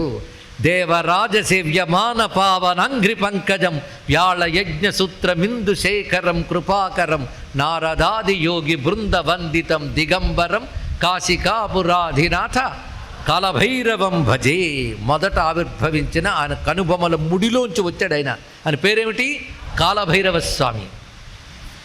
ఆ కాలభైరవుడు వస్తూనే చేసిన పని ఏమిటంటే, బ్రహ్మదేవుడు 4 తలకాయలు 4 వైపులు ఉన్నాయి, 5వ తలకాయ నెత్తి మీదకి ఉంది. మన కళ్ళు నెత్తికెక్కేయా అనేవారు, దీనికి నెత్తి మీదకి ఎక్కింది. ఇక్కడ ఆ కాలభైరవుడు వచ్చి ఆ 1000 గోళ్లతో అబద్ధమాడిన తల గిల్లి పారేశారండి. ఇక్కడ దానితో అహంకారం పోయింది బ్రహ్మదేవుడికి. వెంటనే నమస్కారం చేయడం మొదలుపెట్టాడు. అహంకారం పోతే నమస్కారం వస్తుంది చూడండి ఇక్కడ. అందుకు అహంకారం పోవడానికి నమస్కారం చేయండి, తర్వాత అహంకారం పోగొట్టుకుని నమస్కారం చేయండి. అన్నిటికంటే ప్రమాదం అహంకారం అండి. ఇక్కడ ఇది గొప్పతనాన్ని గుర్తించనివ్వదు, గౌరవించనివ్వదు, తనే గొప్పని మీసం మేలేస్తుంది. అంత భయంకరమైనది అహంకారం. ఆ అహంకారం కోసమే, అహంకారం వల్లనే అబద్ధమాడాడైనా. ఆ ఈగో దాన్ని తృప్తిపరచడం కోసమని అబద్ధమాడి గౌరవం పొందాలనుకున్నాడు. ఇప్పుడు ఆ తలకాయ తీశాడు ఇక్కడ పరమేశ్వరుడు. ఎవరు తీశారు? కాలభైరవుడు. అంటే ఎవడు లింగంగా వచ్చాడో వాడే 5 ముఖాలతో వచ్చాడు, వాడే తన కనుబొమ్మల నుంచి బయటకు వచ్చాడు. 3 ఒకటి స్వరూపమే కాలభైరవుడు. అప్పుడు బుద్ధి వచ్చింది. కొందరికి అలాంటి శిక్ష వేస్తే కానీ బుద్ధి రాదు. ఇంతవరకు ఉన్న ఈ కథని జాగ్రత్తగా విన్నారు కదా. ఈ కథలో అంతరార్థం తెలుసుకునే ప్రయత్నం చేద్దాం. ఎందుకంటే మనవి కథలు విని ఊరుకొండిపోతున్నాం. చాలామంది పెద్దవాళ్ళు కూడా కథ బాగుందండి అని వెళ్ళిపోతారు. కానీ ఇదే కథలు పట్టుకుని ఇతరులు మనల్ని విమర్శిస్తారు. ఈ కథలో ఏవైనా సత్యం ఉందా అనిపించేటట్టు చాలా విషయాలు ఉన్నాయి. అందులో ఒకటి ఏంటంటే బ్రహ్మ గొప్ప, విష్ణువు గొప్ప, శివుడు గొప్ప. శివుడే గొప్ప కదండి, బ్రహ్మ విష్ణువు తక్కువ కదండి అంటే పొరపాటు పడ్డాం. ఇంకేదో ఉంది ఇందులో. అదేవిధంగా మరొక అంశం ఇక్కడ ఏంటంటే, అప్పటికి సృష్టి లేదు, అగ్నిలింగం కనబడింది. మరి మొగల్ రేఖ ఎక్కడి నుంచి వచ్చింది? సృష్టి లేనప్పుడు మొగల్ రేఖ ఎక్కడి నుంచి వచ్చింది? కాబట్టి ఈ కథ జరిగిందా? మొగల్ రేఖ ఎక్కడైనా తలూపుతుందా? కాబట్టి పురాణ కథలన్నీ ఇలాగే వెర్రిగా ఉంటాయంటే అని ఒక మేధావి వెళ్ళిపోతాడు. కూర్చోబాబు చెప్తాం, అసలు కథలో ఉన్న అంతరార్థం ఏంటో చెప్తున్నాం. ఇక్కడ మన పురాణ కథలన్నీ ఇవాళ చెప్తున్న ఈ మాట ప్రతి వాళ్ళు గుర్తుపెట్టుకోవాల్సింది, మన పురాణ కథలు పైన కథలు సామాన్యుల కోసం, సామాన్యుల కథే పడుతుంది. కానీ వాటి లోపల అంతరార్థం ఒక సత్యం ఉంటుంది.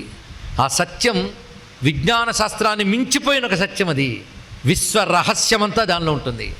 అది తెలుసుకునే ప్రయత్నం చేద్దాం. అయితే చాలామందికి చాలా లోతయిందండి, అర్థం కాలేదండి అనిపించవచ్చుగాక. కానీ తేలిగ్గా అర్థం కానంత జ్ఞానం మన హిందూ మతంలో ఉన్నది అని అర్థమైతే చాలు. ఇక్కడ అంత అద్భుతమైన ఒక్క కథలో ఎన్ని ప్యాక్ చేసాడో చూడండి. ఇక్కడ ఈ కథ జరగలేదనడానికి మనకు హక్కు లేదు. సృష్టికి పూర్వం ఏం జరిగిందో జరగలేదో మనం ఎవరని చెప్పడానికి. పైగా ఈ కథ అనేక పురాణాల్లో ఉన్నది. అందుకే కొంచెం దీని యొక్క అర్థం తెలుసుకోవడం సిద్ధమవుదాం. వచ్చినవాడెవడు?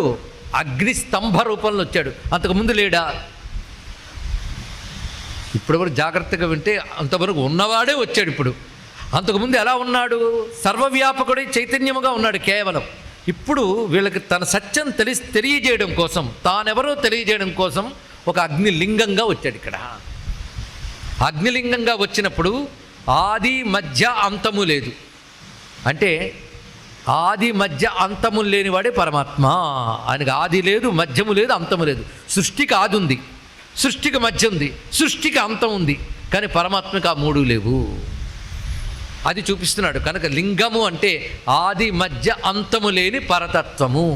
ఇది తెలియక శివలింగం గురించి ఎవడు పెడితే వాడు ఏదో మాట్లాడేస్తూ ఉంటే నిజం కామోసు అని మన పిల్లలు అనుకుంటున్నారు. ఎందుకంటే మన పిల్లలకి చెప్పం, స్కూళ్ళలో చెప్పరు.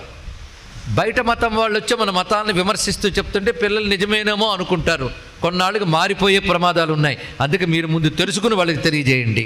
అందుకు ప్రవచనాలు, కాలక్షేపాలకు కాదు. ఇక్కడ లింగం అంటే ఏమిటో మనం తెలియాలి. ఆలయానికి వెళితే శివలింగం ఎందుకు కనబడుతుంది?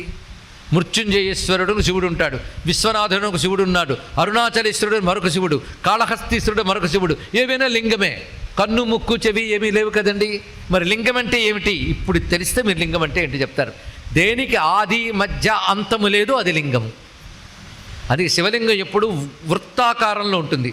వృత్తము, సర్కిల్ ఇన్ఫినిటీకి సంకేతం, అనంతానికి సంకేతం. అది ఒక వృత్తం తీసుకుంటే దానికి ఏది ఆది, ఏది మధ్యము, ఏది అంతము మీరు చెప్పలేరు. ఇక్కడ ఆది మధ్యాంతరహితమైనటువంటి తత్వం. అది ఎక్కడుంది? అది మళ్ళీ రెండవ ప్రశ్న మీరే చెప్పాలి. ఇప్పటిదాకా విన్న వరకు ఎక్కడుంది? అది అంతటా ఉంది. ఈ సృష్టి లేనప్పుడు ఉంది, సృష్టి అంతటా ఉంది. సృష్టి నశించిపోయిన తర్వాత కూడా ఉంటుంది, కానీ ఎప్పుడు ఉంటుంది, అంతటా ఉంటుంది. కానీ అంతా వ్యాపించిపోయి ఉన్నది. ఇక్కడ ఎలా వ్యాపించిపోయిందో తెలుసా? అన్నీ తనలో లీనం చేసుకున్నది, అన్నిట్లో తాను లీనమై ఉంటుంది. అందుకే ఇందాక మీ చేత అనిపించాను ఒకటికి 2 సార్లు. సృష్టి ఏర్పడక ముందు పరమాత్మ యందు లీనమై ఉన్నది. ఇది సృష్టి అంతా లీనమై ఉంది. సృష్టి ఏర్పడ్డాక అప్పుడు పరమాత్మలో లీనమై ఉంది. అవునా లేదా? సృష్టి ఏర్పడ్డాక కూడా పరమాత్మలోనే ఉందండి. లయమైపోయాక పరమాత్మలోనే లీనమై ఉంది ఎప్పుడూను. ఇదొక్కటి తెలుసుకుంటే చాలు. కనుక సృష్టి పరమాత్మ యందు ఏర్పడింది, పరమాత్మకు దూరంగా లేదు. పరమాత్మకు దూరంగా ఉంటే సృష్టికి ఉనికి లేదు.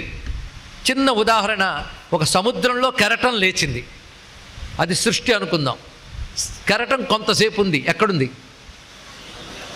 ఎక్కడి నుంచి లేచింది? ఉండడం సముద్రంలో, మళ్ళీ వెళ్ళిపోయింది వెనక్కి. ఎక్కడికి అంటే కెరటం లేనప్పుడు, ఉన్నప్పుడు, తిరిగి వెళ్ళినప్పుడు ఎందులో లీనమై ఉంది? సముద్రంలో ఉంది. కనుక లీనమై ఉందా లేదా? పైగా కెరటంలో ఏముంది? సముద్రమే ఉంది, సముద్ర జలమే కెరటంలో ఉంది. కనుక ప్రపంచమంతా ఒకటి అర్థమైపోయింది. ప్రపంచము, ప్రపంచంలో జీవులు పరమాత్మ యందే ఉన్నారు. ప్రతి వారిలో పరమాత్మ ఉన్నాడు, లేకపోతే చైతన్యమే లేదు. కానీ అన్నిట్లో లీనమైన వాడు, అన్నిట్ని లీనం చేసుకునే వాడెవడు? వాడిని లింగం అన్నారు. లింగం అంటే లీయమానమిదం సర్వం బ్రహ్మణ్యేవ గలీయతే లయనా లింగముచ్యతే. ఇది శాస్త్రపరమైన అర్థం అండి. ఇది లింగం అంటే ఇది అర్థం. అందుకే మనం శివలింగ పూజ చేసేటప్పుడు ఇక్కడ చాలామందిని వస్తున్నప్పుడే వేదవేత్తల్ని చాలామందిని చూశాను, పండితుల్ని. దీన్ని బట్టి అనంతపురం సామాన్యమైన ఊరు కాదు. ఇక్కడ ఎంతో విజ్ఞులు ఉన్నారు, పండితులు ఉన్నారు. ప్రారంభంలో శ్యామసుందర శాస్త్రి గారి వచనాలు విన్నాం మనం. ఎదురుగా కూర్చున్న పెద్దలు ఉన్నారు చాలామంది. వీళ్ళందరూ మంచి పాండిత్యం కలిగిన వారు, అనుష్ఠాన పరులు కూడా ఉన్నారు. అనంతపురం కళలకి, జ్ఞానానికి కూడా నిలయమైనదే. ఆ విషయం నాకు చరిత్రపరంగా తెలుసు, అనుభవంతో కూడా తెలుసు ఇక్కడ. అందుకే వాళ్ళందరూ కూడా శివపూజ చేసేటప్పుడు ఒక ధ్యాన శ్లోకం చదువుతారండి. ఇక్కడ సంస్కృతంలో చెప్తున్నారు కానీ మాకు తెలియదు అనుకోవద్దు. పండితుడు మొదలుకొని పామరుల వరకు అందరికీ అర్థమయ్యే జ్ఞానమే సనాతన ధర్మం. మీకు కావలసిందంతా కొంచెం ఏకాగ్రత పెట్టండి. శివుడు నావాడు అని ప్రతివాడు అనుకుంటాడు, అందులో సందేహం లేదు. ఇక్కడ ఆ ధ్యాన శ్లోకం ఏంటంటే శివలింగ ధ్యాన శ్లోకం. శివలింగ ధ్యాన శ్లోకం చెప్పుకుంటున్నాం ఇప్పుడు. ఆపాతాళ నభస్థలాంత భువన బ్రహ్మాండమా విస్ఫుర జ్యోతి స్ఫాటికలింగ మౌళి విలసత్ పూర్ణేందు వాంతామృతై అస్తోకాప్లుతమేకమీశ మనిషం రుద్రానువాకాన్ జపన్ ధ్యాయే దీప్సిత సిద్ధయే ధ్రువపదం విప్రోభిషించే శివం. ఒక్కసారి ఈ శ్లోకానికి అర్థం తెలిస్తే ఒళ్ళు గగురు పొడుస్తుందండి. ఇదొక కాస్మోస్కు సంబంధించిన వర్ణన. ఇక్కడ పిల్లలు ఉన్నారు, పెద్దలు ఉన్నారు, సైంటిఫిక్ నాలెడ్జ్ ఉన్న వాళ్ళు ఉన్నారు కనుక చెప్తున్నా. కాస్మోస్ అంటే అనంత అంతరిక్ష విజ్ఞానం, అందులో మన భూమి ఒక భాగం. ఇలాంటివి ఎన్ని ఉన్నాయో ఇవన్నీ ఎవరిలో ఉన్నాయో వీటన్నిటి యందు ఎవడున్నాడో వాడు శివుడు. అది శివుడిని ఎలా ధ్యానించాలంటే చెప్తున్నారు ఇక్కడ, ఆపాతాళ నభస్థలాంత. అంటే మన కంటికి కనబడని క్రింది లోకాలు మొదలుకొని మన కంటికి గోచరించిన పైలోకాల వరకు వ్యాపించిపోయినటువంటి జ్యోతిస్ఫాటికలింగం, జ్యోతిర్లింగం, స్ఫటికలింగం ఏదైతే ఉన్నదో దాన్ని నేను ధ్యానిస్తున్నాను అన్నారు ఇక్కడ. అంటే ఎదురుగా నువ్వు పార్థివలింగం పెట్టుకో, ఇంత లింగం పెట్టుకో, అంత లింగం పెట్టుకో, ధ్యానిస్తున్నది ఎంత లింగం? నీ కొలత కందని లింగం. కనబడిన కింది లోకాల నుంచి కనబడిన పైలోకాల వరకు అంతటా వ్యాపించిపోయాడు. ఎలా వ్యాపించిపోయాడు? జ్యోతిగా, స్ఫటికముగా అన్నారు ఇక్కడ. అంటే స్ఫటికం అంటే క్రిస్టల్ ధాతు ఉంది, అలా వ్యాపించాడా? జ్యోతి అంటే అగ్నిజ్యోత, జ్యోతి అంటే చైతన్యము. ఏది ఉంటే మనం కదలగలుగుతున్నామో అది చైతన్యం. కనుక జ్యోతి అంటే చైతన్యం, స్ఫటికం అంటే ప్యూర్ అని అర్థం ఇక్కడ. స్ఫటికం ఎప్పుడు క్రిస్టల్ క్లియర్ అంటాం, ప్యూర్, స్వచ్ఛంగా ఉంటుంది. అంటే ఆ ప్రపంచమంతా అందులో కనబడుతున్నా, ప్రపంచంలో మార్పులు ఎన్నున్నా దానికి ఏ మార్పు లేదు, దానికి ఏ వికారం లేదు. ప్రపంచంలో సుఖదుఖాలు ఉంటాయి కానీ పరమాత్మ సుఖదుఖాలు. కనుక ఈ వికారాలు ఏమీ అంటని వాడు కనుక స్ఫటికలింగం ఉన్నారు. స్ఫటికానికి ఏమీ అంటదు, అదేవిధంగా ఏది అంటదు. అది జ్యోతిర్లింగం, స్ఫటికలింగం. అది కేవలం వెలుగులా కనిపిస్తోంది, తడి కూడా దానికి ఉందిట. ఒక అమృతంతో తడిసిపోయి కనబడుతుంది అన్నాడు. అమృతం ఆయన యొక్క శక్తి అండి. అమృతం అంటే శాశ్వతము, ఆనందము. మనం ఏదైనా తాగి అమృతంలా ఉందండి అంటుంటే ఇక్కడ అమృతం అంటే ఆనందం. కంటికి అమృతం, చెవికి అమృతం, కర్ణామృతం ఇవి అంటూ ఉంటాయి కదా. ఆనందమే అమృతం, శాశ్వత అమృతం, ఆనందతత్వం ఆయన. అందుకే అగ్నిలా ప్రకాశిస్తున్నాడు, అమృతంలా తడిసి ఉన్నాడు అని ఇక్కడ. ప్రకాశము జ్ఞానము, ఆ రసము ఆనందము రెండూ కలిపితే జ్ఞానానందమే శివలింగము. ఆ రూపంతో గోచరిస్తుందండి ఇక్కడ. అలా భావన చెయ్యాలి. అటువంటి ఆ మహాలింగం ఒక్కసారి ఆ బ్రహ్మ విష్ణువుడు తుది మొదళ్ళు తెలుసుకోలేపారు. ఇప్పుడు బుద్ధి వచ్చింది కదా, ఇప్పుడు లింగం అంటే ఏంటో తెలిసింది కదా. తన ఆది మధ్యాంతరహితమైన తత్వాన్ని బోధించాడు. అయితే ఇది ఎన్నో యాంగిల్స్లో దీన్ని చెప్పచ్చండి. ఇంతవరకు ఒక విధంగా చెప్పాం కదా. రెండవ యాంగిల్ నేను పాఠం చెప్పినట్టే 1, 2, 3 నెంబర్ వేస్తున్నాను, దేనికది మనం డివైడ్ చేసి తెలుసుకోవాలని. రెండవ యాంగిల్ చెప్తున్నాను ఇక్కడ. ఎప్పుడైనా మీరు ధ్యానంకి ట్రై చేశారా? ధ్యానం చేయడం కోసం లేదా జపం చేయడం ఏదో చేస్తాం కదా. జపం ధ్యానం చేసినప్పుడు మనకు తెలియకుండా కళ్ళు మూసుకుంటాం. ఎందుకు చెప్పండి? ఏకాగ్రత కోసమో లేకపోతే మనం దేన్ని ధ్యానిస్తున్నామో అది లీనం అవ్వడం కోసం. దేనికోసం? లీనం అవ్వడం కోసం. గుర్తుపెట్టుకోండి ఇక్కడ. అయితే ఇది చేసేటప్పుడు మనకు రెండు ఇబ్బందులు వస్తాయి. మీరు ఎప్పుడైనా పరిశీలించారో లేదో, ధ్యానం చేసినా జపం చేసినా గతం గుర్తొస్తుంది ఎందుకో ఒక్కసారి హఠాత్తుగా. ఏ గతమైనా కావచ్చు. అది చేసేటప్పుడు మంత్రం గురువుగారు ఇచ్చారు, మీరు ఇప్పుడు జపం చేస్తున్నారు, వెంటనే మంత్రం ఇచ్చిన గురువుగారిని తలుచుకొని ఆ మంత్రం ఇచ్చినప్పుడు గురువుగారి దగ్గర ఒక ఆయన కనబడ్డాడు. వాడు గుర్తొస్తున్నప్పుడు ఆయన ఉన్నాడే, ఆ టైంలో గురుగారి దగ్గరికి ఎందుకు వచ్చాడో నాకు తెలిసేవాడు బాగా. వాడు మా పక్క వీధులు ఉండేవాడు, పరమ మోసగాడు.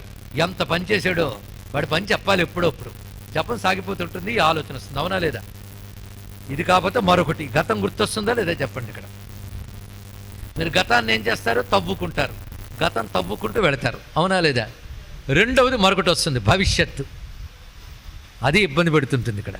భవిష్యత్తు ఎలా గుర్తొస్తుందో చెప్తా. ఇప్పుడు మంత్రం జపం చేస్తున్నాం, గురువుగారు ఈ జపం చేస్తే చాలా బాగుంటుంది అన్నారు. ఎలా బాగుంటుందో చూడాలి, ఎన్నాళ్ళకి బాగుంటుందో చూడాలి. డబ్బు బాగా కలిసి వస్తే ఆ డబ్బు ఎందులో ఇన్వెస్ట్ చేద్దాం, అన్నీ ఆ జపం టైంలోనే. ఉదాహరణకి చెప్పాం కానీ ఇవే రావాలని లేదు, ఏవో వస్తాయి.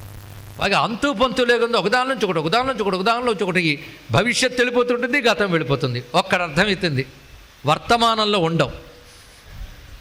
అయితే గతం తవ్వుకుంటాం లేదా భవిష్యత్తులోకి వెళతాం. ఈ రెండూ వెళుతున్నంత కాలం మనకి సత్యం తెలియదు, అవునా లేదా? అంటే గతం తవ్వుకోవడం అనేది పంది లక్షణం. పంది తవ్వుతుంది, వరాహం తవ్వుకుంటూ వెళుతుంది. ఎగరడం పక్షి లక్షణం. అందుకే తుది తెలుసుకోవడానికి బ్రహ్మ హంస అయ్యాడు, విష్ణువు వరాహం అయ్యాడు అనేది ఇది అర్థం అండి ఇక్కడ.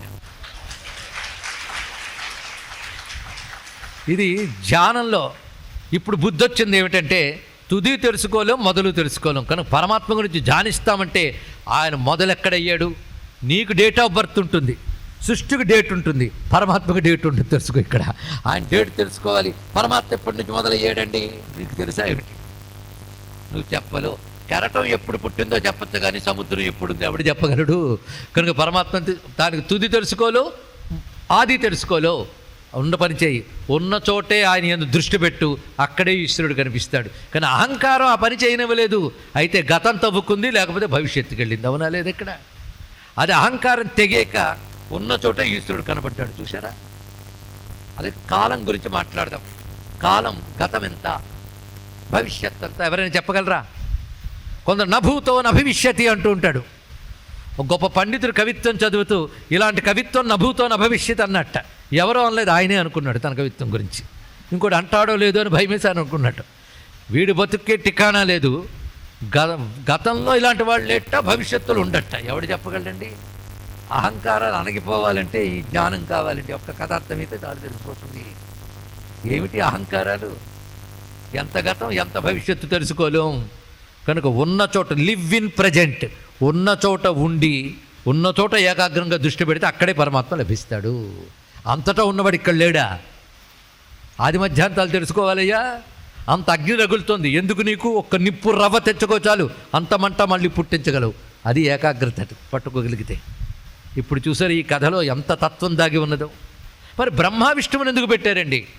నిజానికి మన సంస్కృతి ప్రకారం పరమాత్మ ఒక్కడే. ఆయన సృష్టికాలంలో బ్రహ్మ, స్థితికాలంలో విష్ణువు, లయకాలంలో రుద్రుడు. అంతే కదా?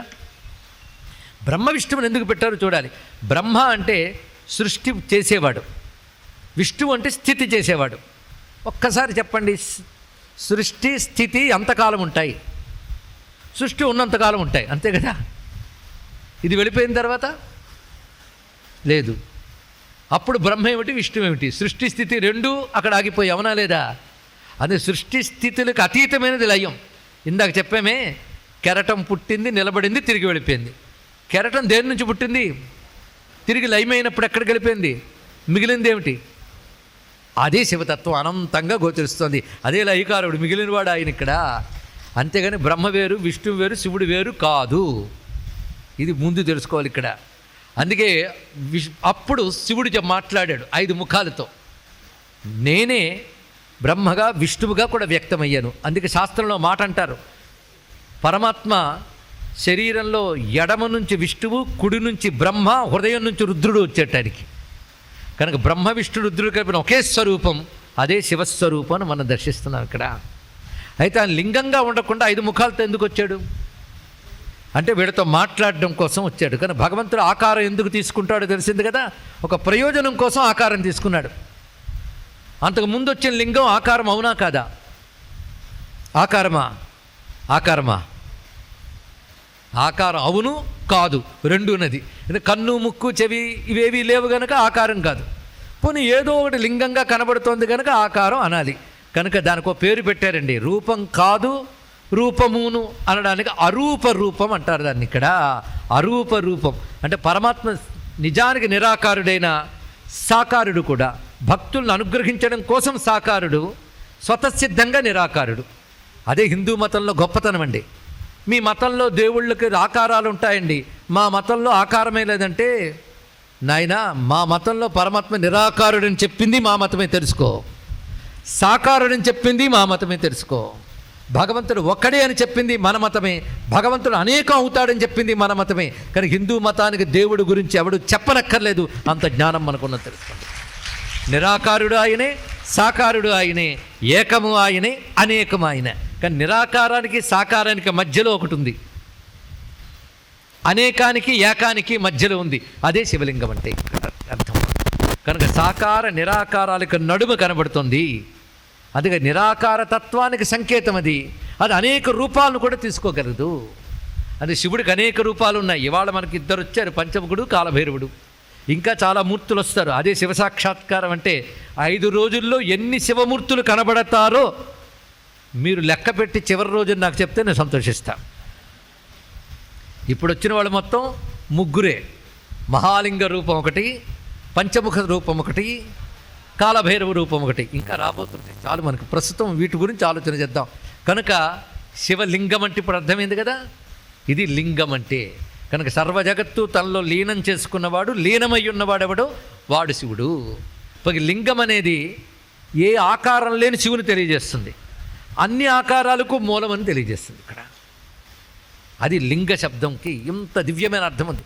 లింగం అంటే సాధారణంగా సాహిత్యపరమైన అర్థం గుర్తు. లింగం అంటే గుర్తు.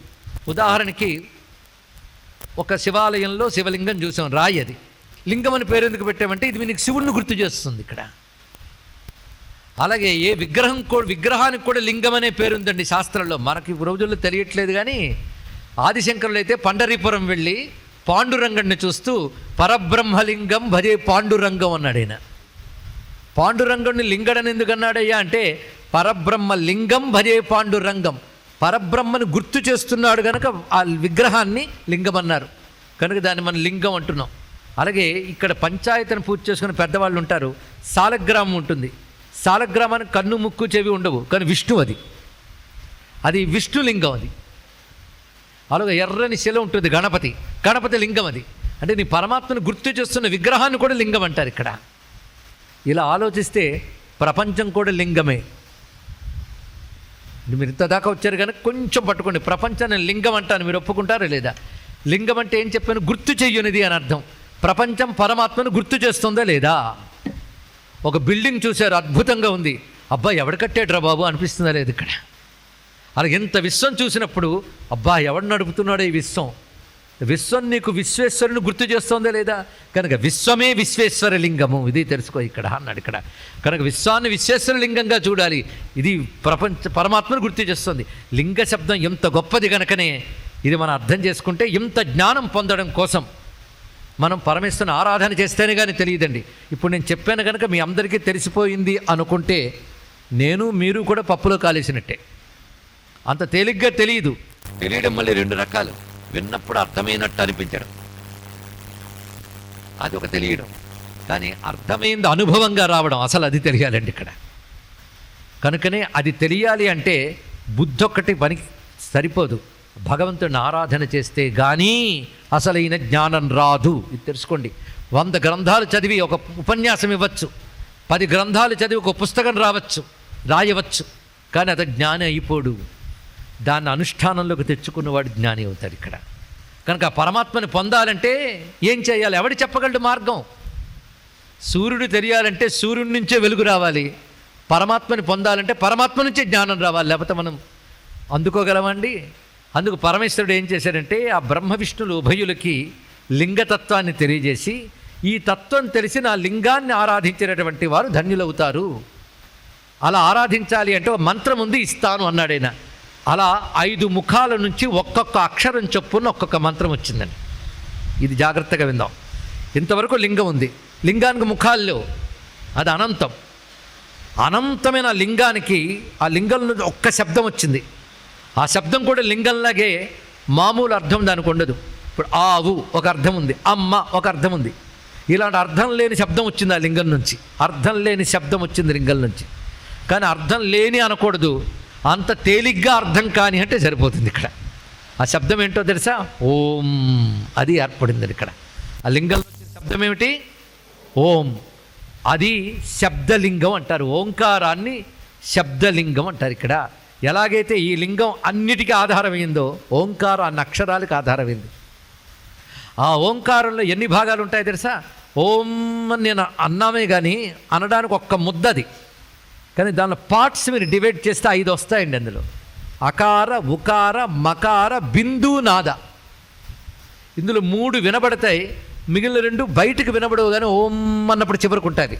మొత్తం ఎన్ని అయ్యాయి అంటే ఆ ఓంకారం 5 అయ్యింది. అందుకే ఆ అగ్నిలింగం నుంచి 5 మొహాలు వాడు వచ్చాడు. 5 ముఖాలు అంటే అకార, ఉకార, మకార, బిందు, నాద 5 వచ్చాయి కదా. 5 ముఖాల్లో ఒక్కొక్క ముఖానికి ఒక్కొక్క రంగు ఉందన్నాం. ఈ రంగులు కొంచెం ఆలోచిద్దాం. తెలుపు సత్వగుణం, ఎరుపు రజోగుణం, నలుపు తమోగుణం. సత్వరజస్తమో గుణాలు మీ అందరికీ తెలిసినవే, అందరిలో ఉన్నవే. ప్రపంచమంతా 3 గుణాలు ఉంటాయి. సత్వరజస్తమో గుణాలు అందరిలో ఉంటాయి. బ్రహ్మదేవుడి వరకు అందరిలో ఉంటాయండి ఇక్కడ. ఆ 3 గుణములతో సృష్టి ఏర్పడక ముందు ఈ 3 కలిపి ఒక ముద్దగా ఉంది. ఇది ఎలా ఉంటుందో తెలుసా? వస్త్రంగా విస్తరించక ముందు దూది ముద్ద ఎలా ఉంటుందో కండే అలా ఉంటుంది, అది విస్తరిస్తుంది. 3 విడిపోకముందు కలిసి ఉన్న తత్వం అండి ఇక్కడ. దీన్ని మనం మూల ప్రకృతి అంటాం. ఏమిటి? మూల ప్రకృతి సత్వరజస్తమ గుణాలు వచ్చింది. ఇప్పుడు ఇంతవరకు మనం చూసింది 3 గుణాలు, మూల ప్రకృతి, వాటికి అతీతమైన శివుడు. ఎన్నయ్యే? 5 కదా. అందుకే రంగులు గుర్తుపెట్టుకోండి.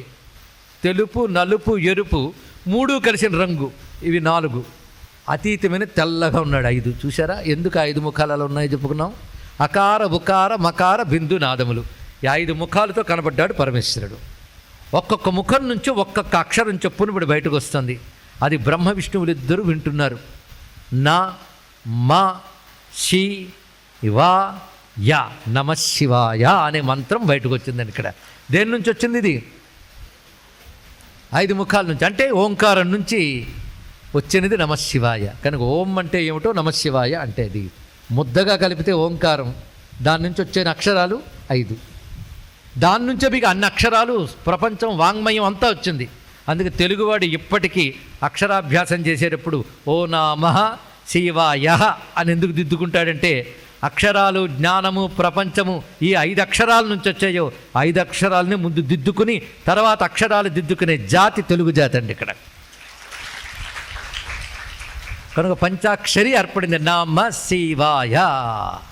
ఈ 5 అక్షరాలు ఏ ఏ ముఖాల నుంచి వచ్చాయో ఒక్కొక్క ముఖానికి ఒక్కొక్క పేరు ఉంది.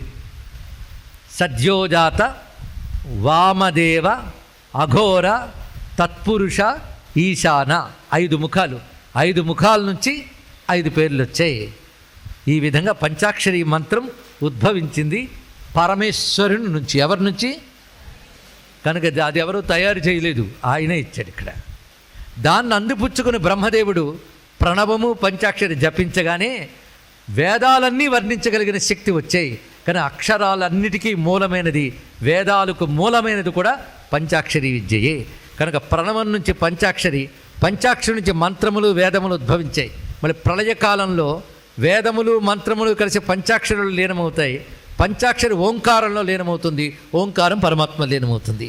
కనుక అక్కడి నుంచి వచ్చినప్పుడు ఇదే క్రమం, వెళ్ళేటప్పుడు ఇదే క్రమం.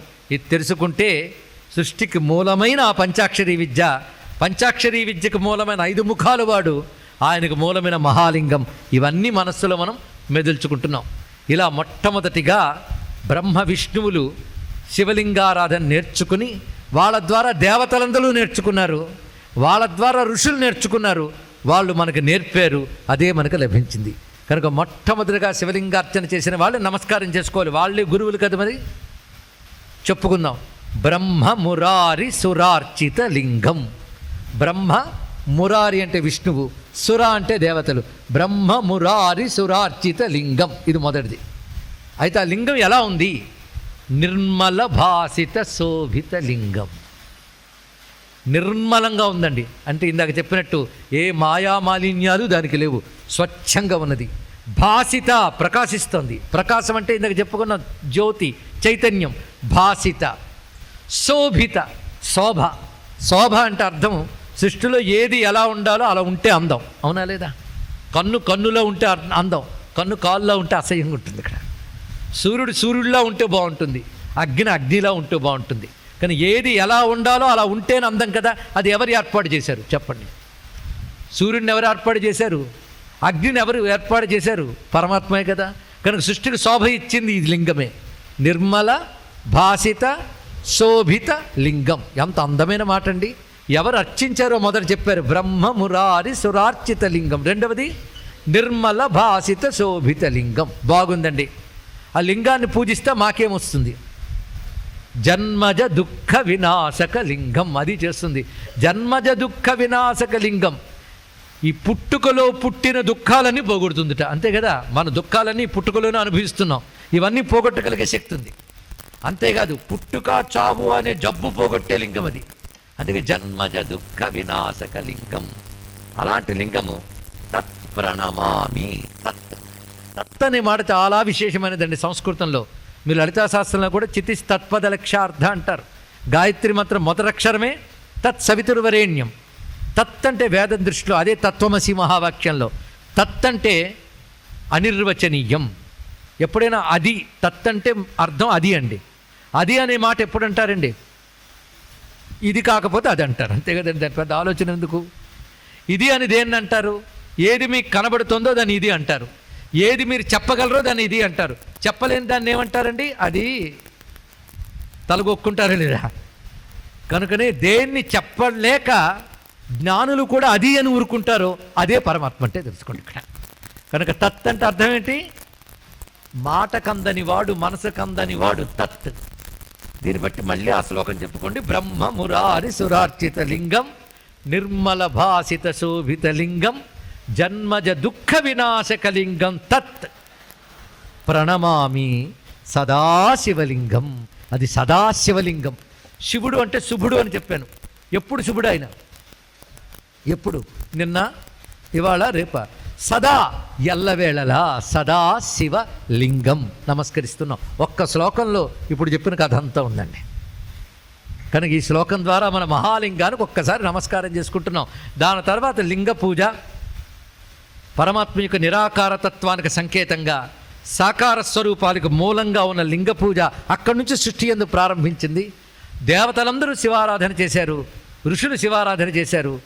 ఇలా ప్రపంచమంతా శివలింగారాధన ద్వారా వారికి కావలసినవన్నీ పొందగలుగుతున్నారు. ఎందుకంటే అన్నీ ఎవళ్ళలో ఉన్నాయో వాడే ఏదైనా ఇవ్వగలడు. అవునా కదా? విశ్వమంతా ఆయనలో ఉన్నప్పుడు నీకు విశ్వంలో ఏదైనా ఆయన ఇస్తారు కదా.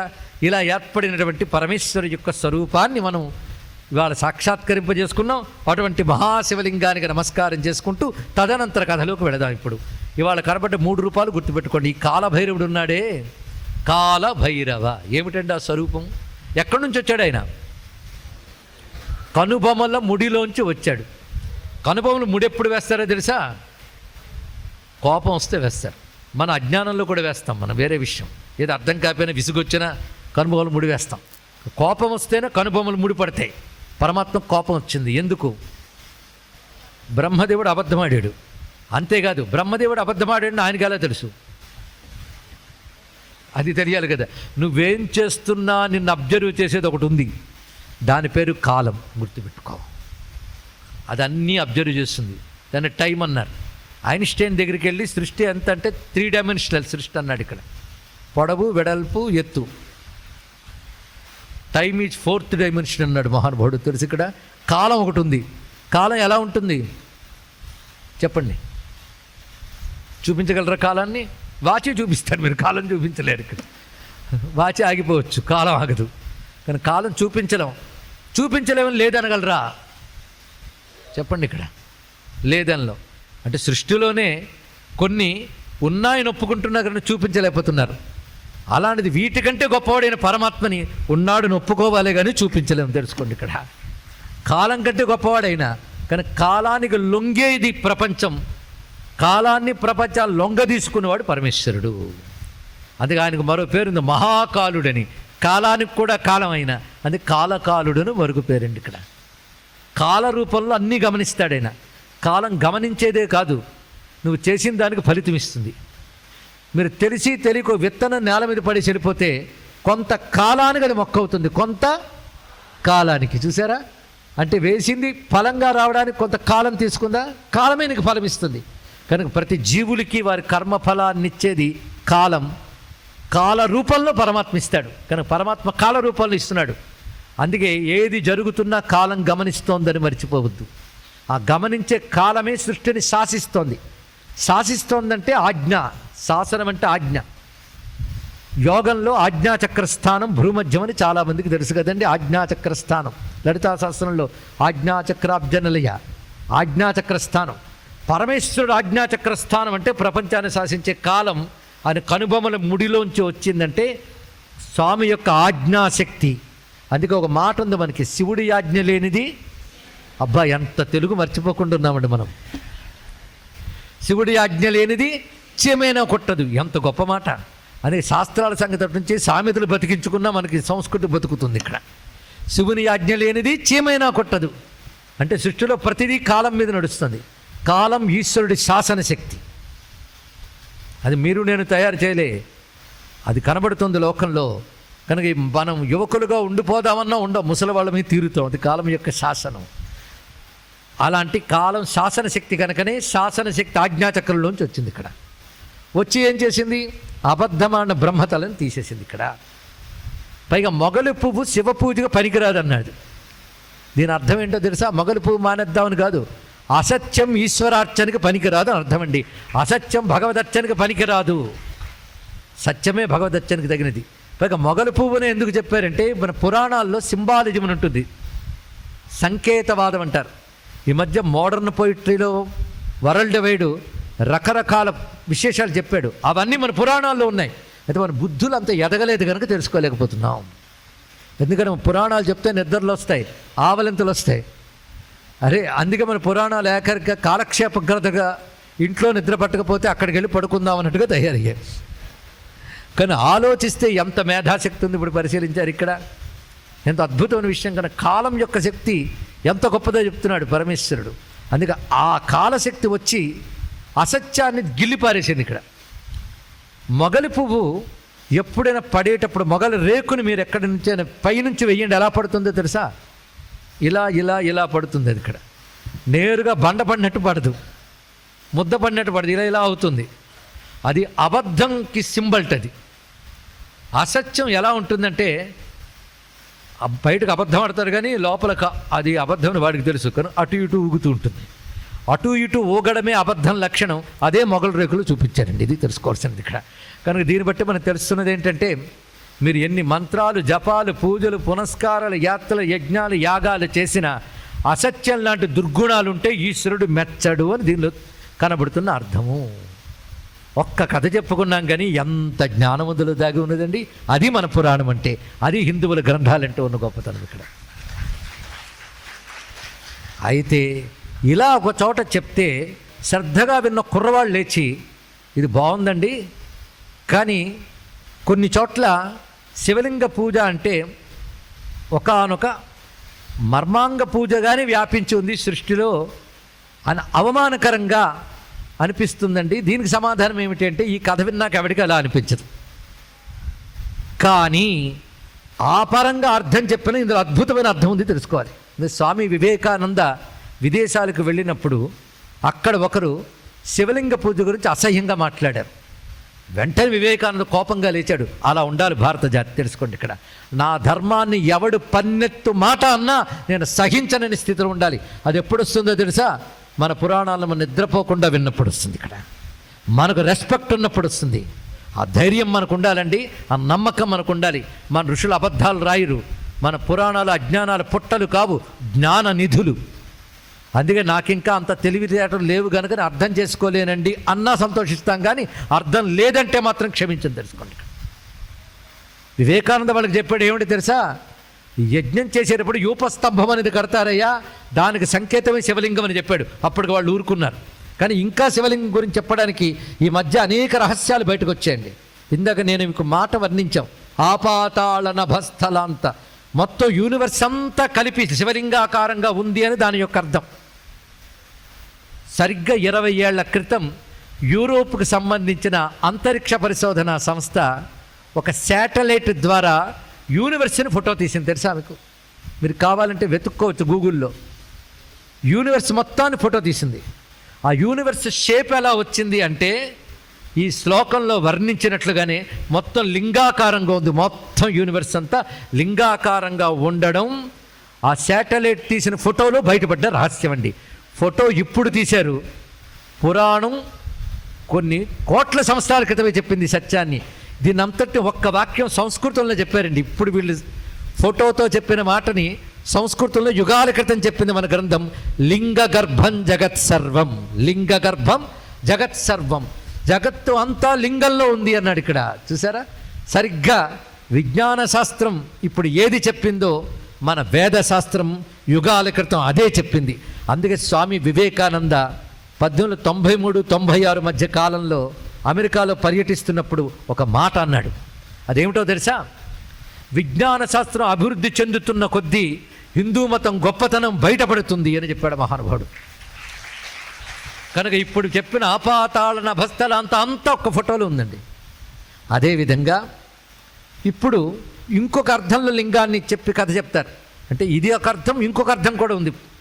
ఆ పరంగా అర్థం చెప్తే నేను సభా మర్యాద కోసం పదాలు ఎలా వాడాలో అలా వాడుతున్నాను నేను ఇక్కడ.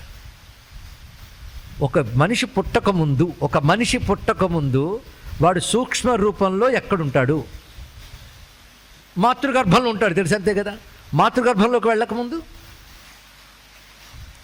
తండ్రి యందు ఉంటాడు బీజ రూపంలో.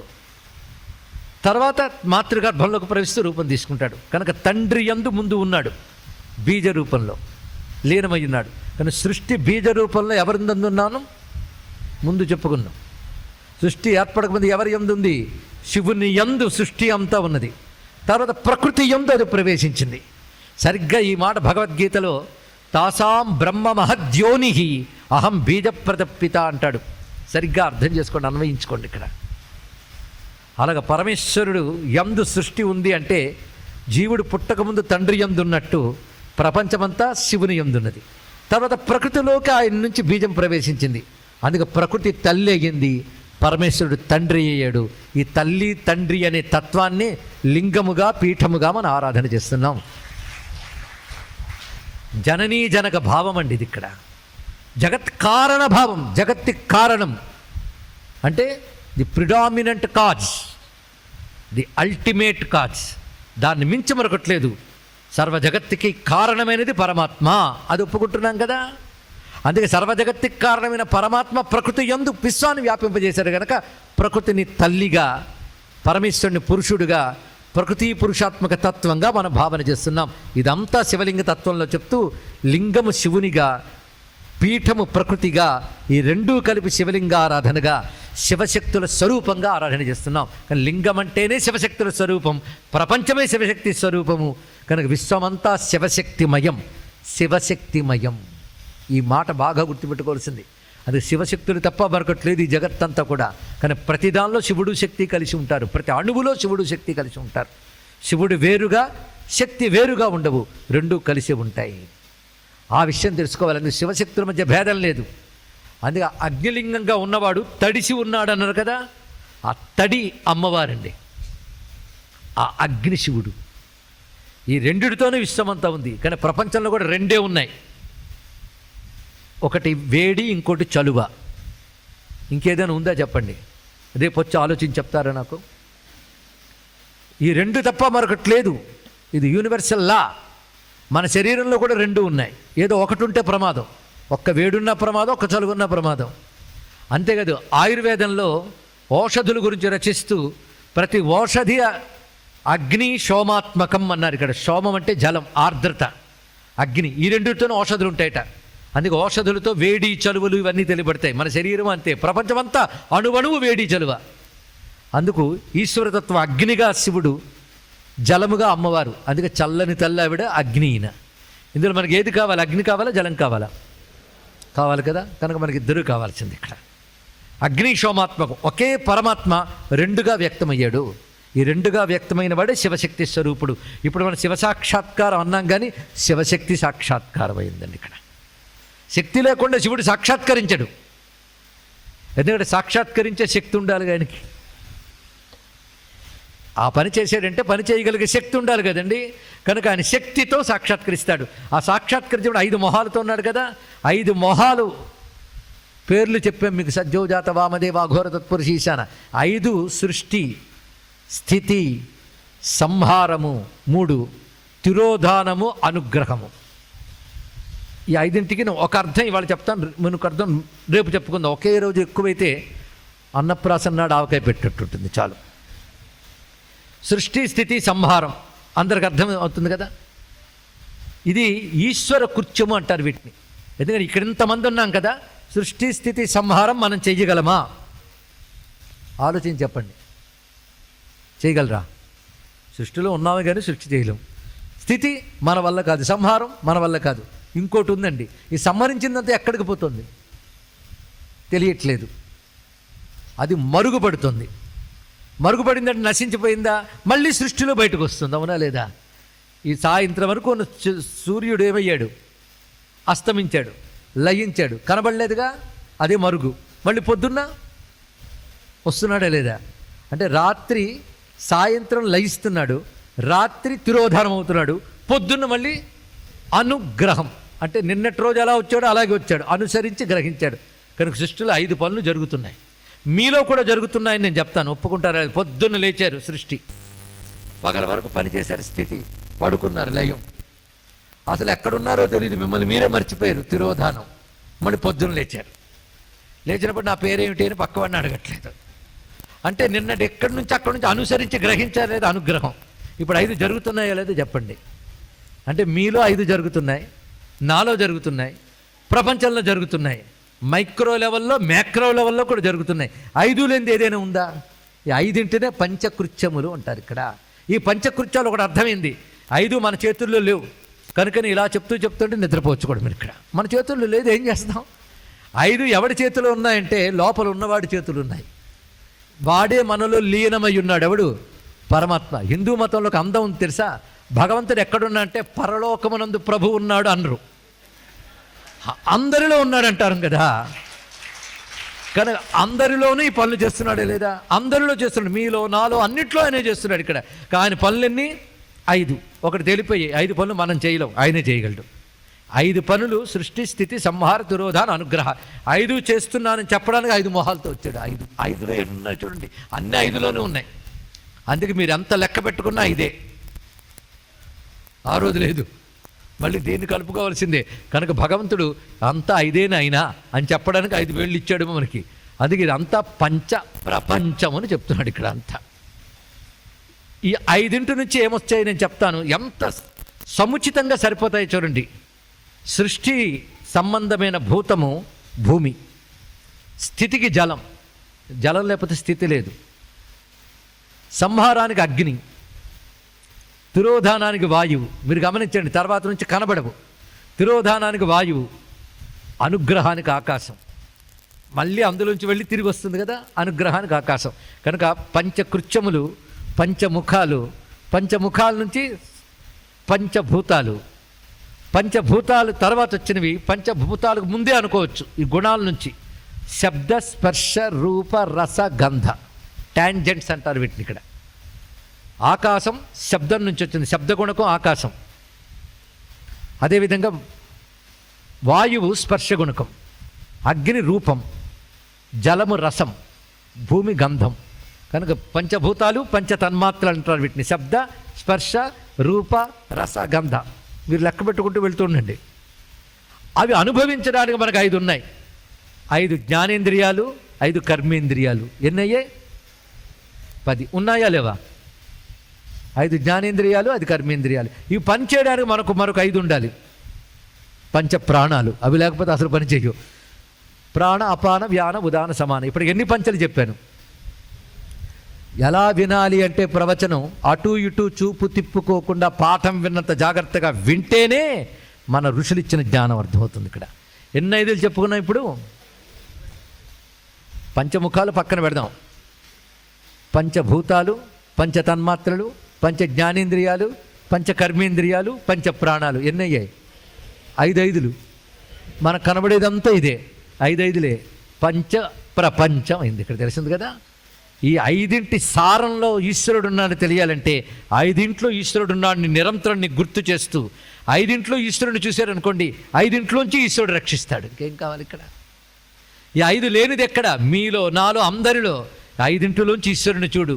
అందుకే 5 సారం 5 అక్షరాలు నమశివాయ అని చెప్పబడుతున్నది. అది అన్నిట్లో ఉన్న ఈశ్వరుడిది అని ఇవాళ మనం పంచముఖ పరమేశ్వరుని, మహాలింగాన్ని, కాలభైరవుణ్ణి చూసాం. ఇక్కడ కాలమే కాలభైరవుడు, ఎవడో కాదు. కాలం వాచ్ చేస్తుంది, నిన్ను నిరంతరం అబ్జర్వ్ చేయి. కాలభైరవుడు కుక్క మీద కూర్చుంటాడా? కుక్క వాహనమా? లేక కుక్కే కాలభైరవుడా? ఎక్కడ లేని వాదనలు. అసలు వాచింగ్ డాగ్ తెలుసా? అది దొంగను పసిగట్టగలదు, మన వల్ల కాదు. అలాగే కాలమే ప్రద్దాన్ని పసిగట్టగలుగుతుంది. అందుకే ఆయన వాచింగ్ శక్తి. అటువంటి కాలభైరవుడికి, పంచముఖుడైన పరమేశ్వరునికి, మహాలింగ స్వరూపుడైన శివునికి నమస్కరిస్తూ ఇవాళ ఇన్ని రూపాలతో కనబడ్డాడు, రేపు ఏ రూపంతో కనబడతాడా అని నేను మీరు కూడా ఎదురు చూడాలి. ఎందుకంటే శివుడు గురించి చెప్పాలని మఠం వేసి కూర్చుంటే చాలు, ఆయన పాదాలు పట్టుకుంటే ఆయనే పలికిస్తాడు. ఆ పలికింది ఇప్పుడు మనం తెలుసుకున్నాం. అనేక పురాణముల్లో చెప్పబడ్డ ఒక సార కథని ఇవాళ చెప్పుకున్నాం. ఈ శివ సాక్షాత్కారంతో ధన్యులమై రేపు తిరిగి కలుసుకుందాం. సర్వం శ్రీ సాంబ సదాశివ చరణారవిందార్పణమస్తు. స్వస్తి. సర్వమంగళమాంగళ్యే శివే సర్వార్థసాధికే శరణ్యే త్రయంబకే గౌరీ నారాయణి నమోస్తుతే. కాశీక్షేత్ర నివాసాయ కామితార్థప్రదాయినే విశాలాక్షి సమేతాయ విశ్వనాథాయ మంగళం. ఉమాకాంతాయ కాంతాయ కామితార్థప్రదాయినే శ్రీగిరీశాయ దేవాయ మల్లినాథాయ మంగళం. శ్రీమద్రమారమణ గోవిందో హరి గోవింద. నమః పార్వతీపతయే. హర హర Mahadeva. Thanks for watching. Please comment, like, share and subscribe our channel.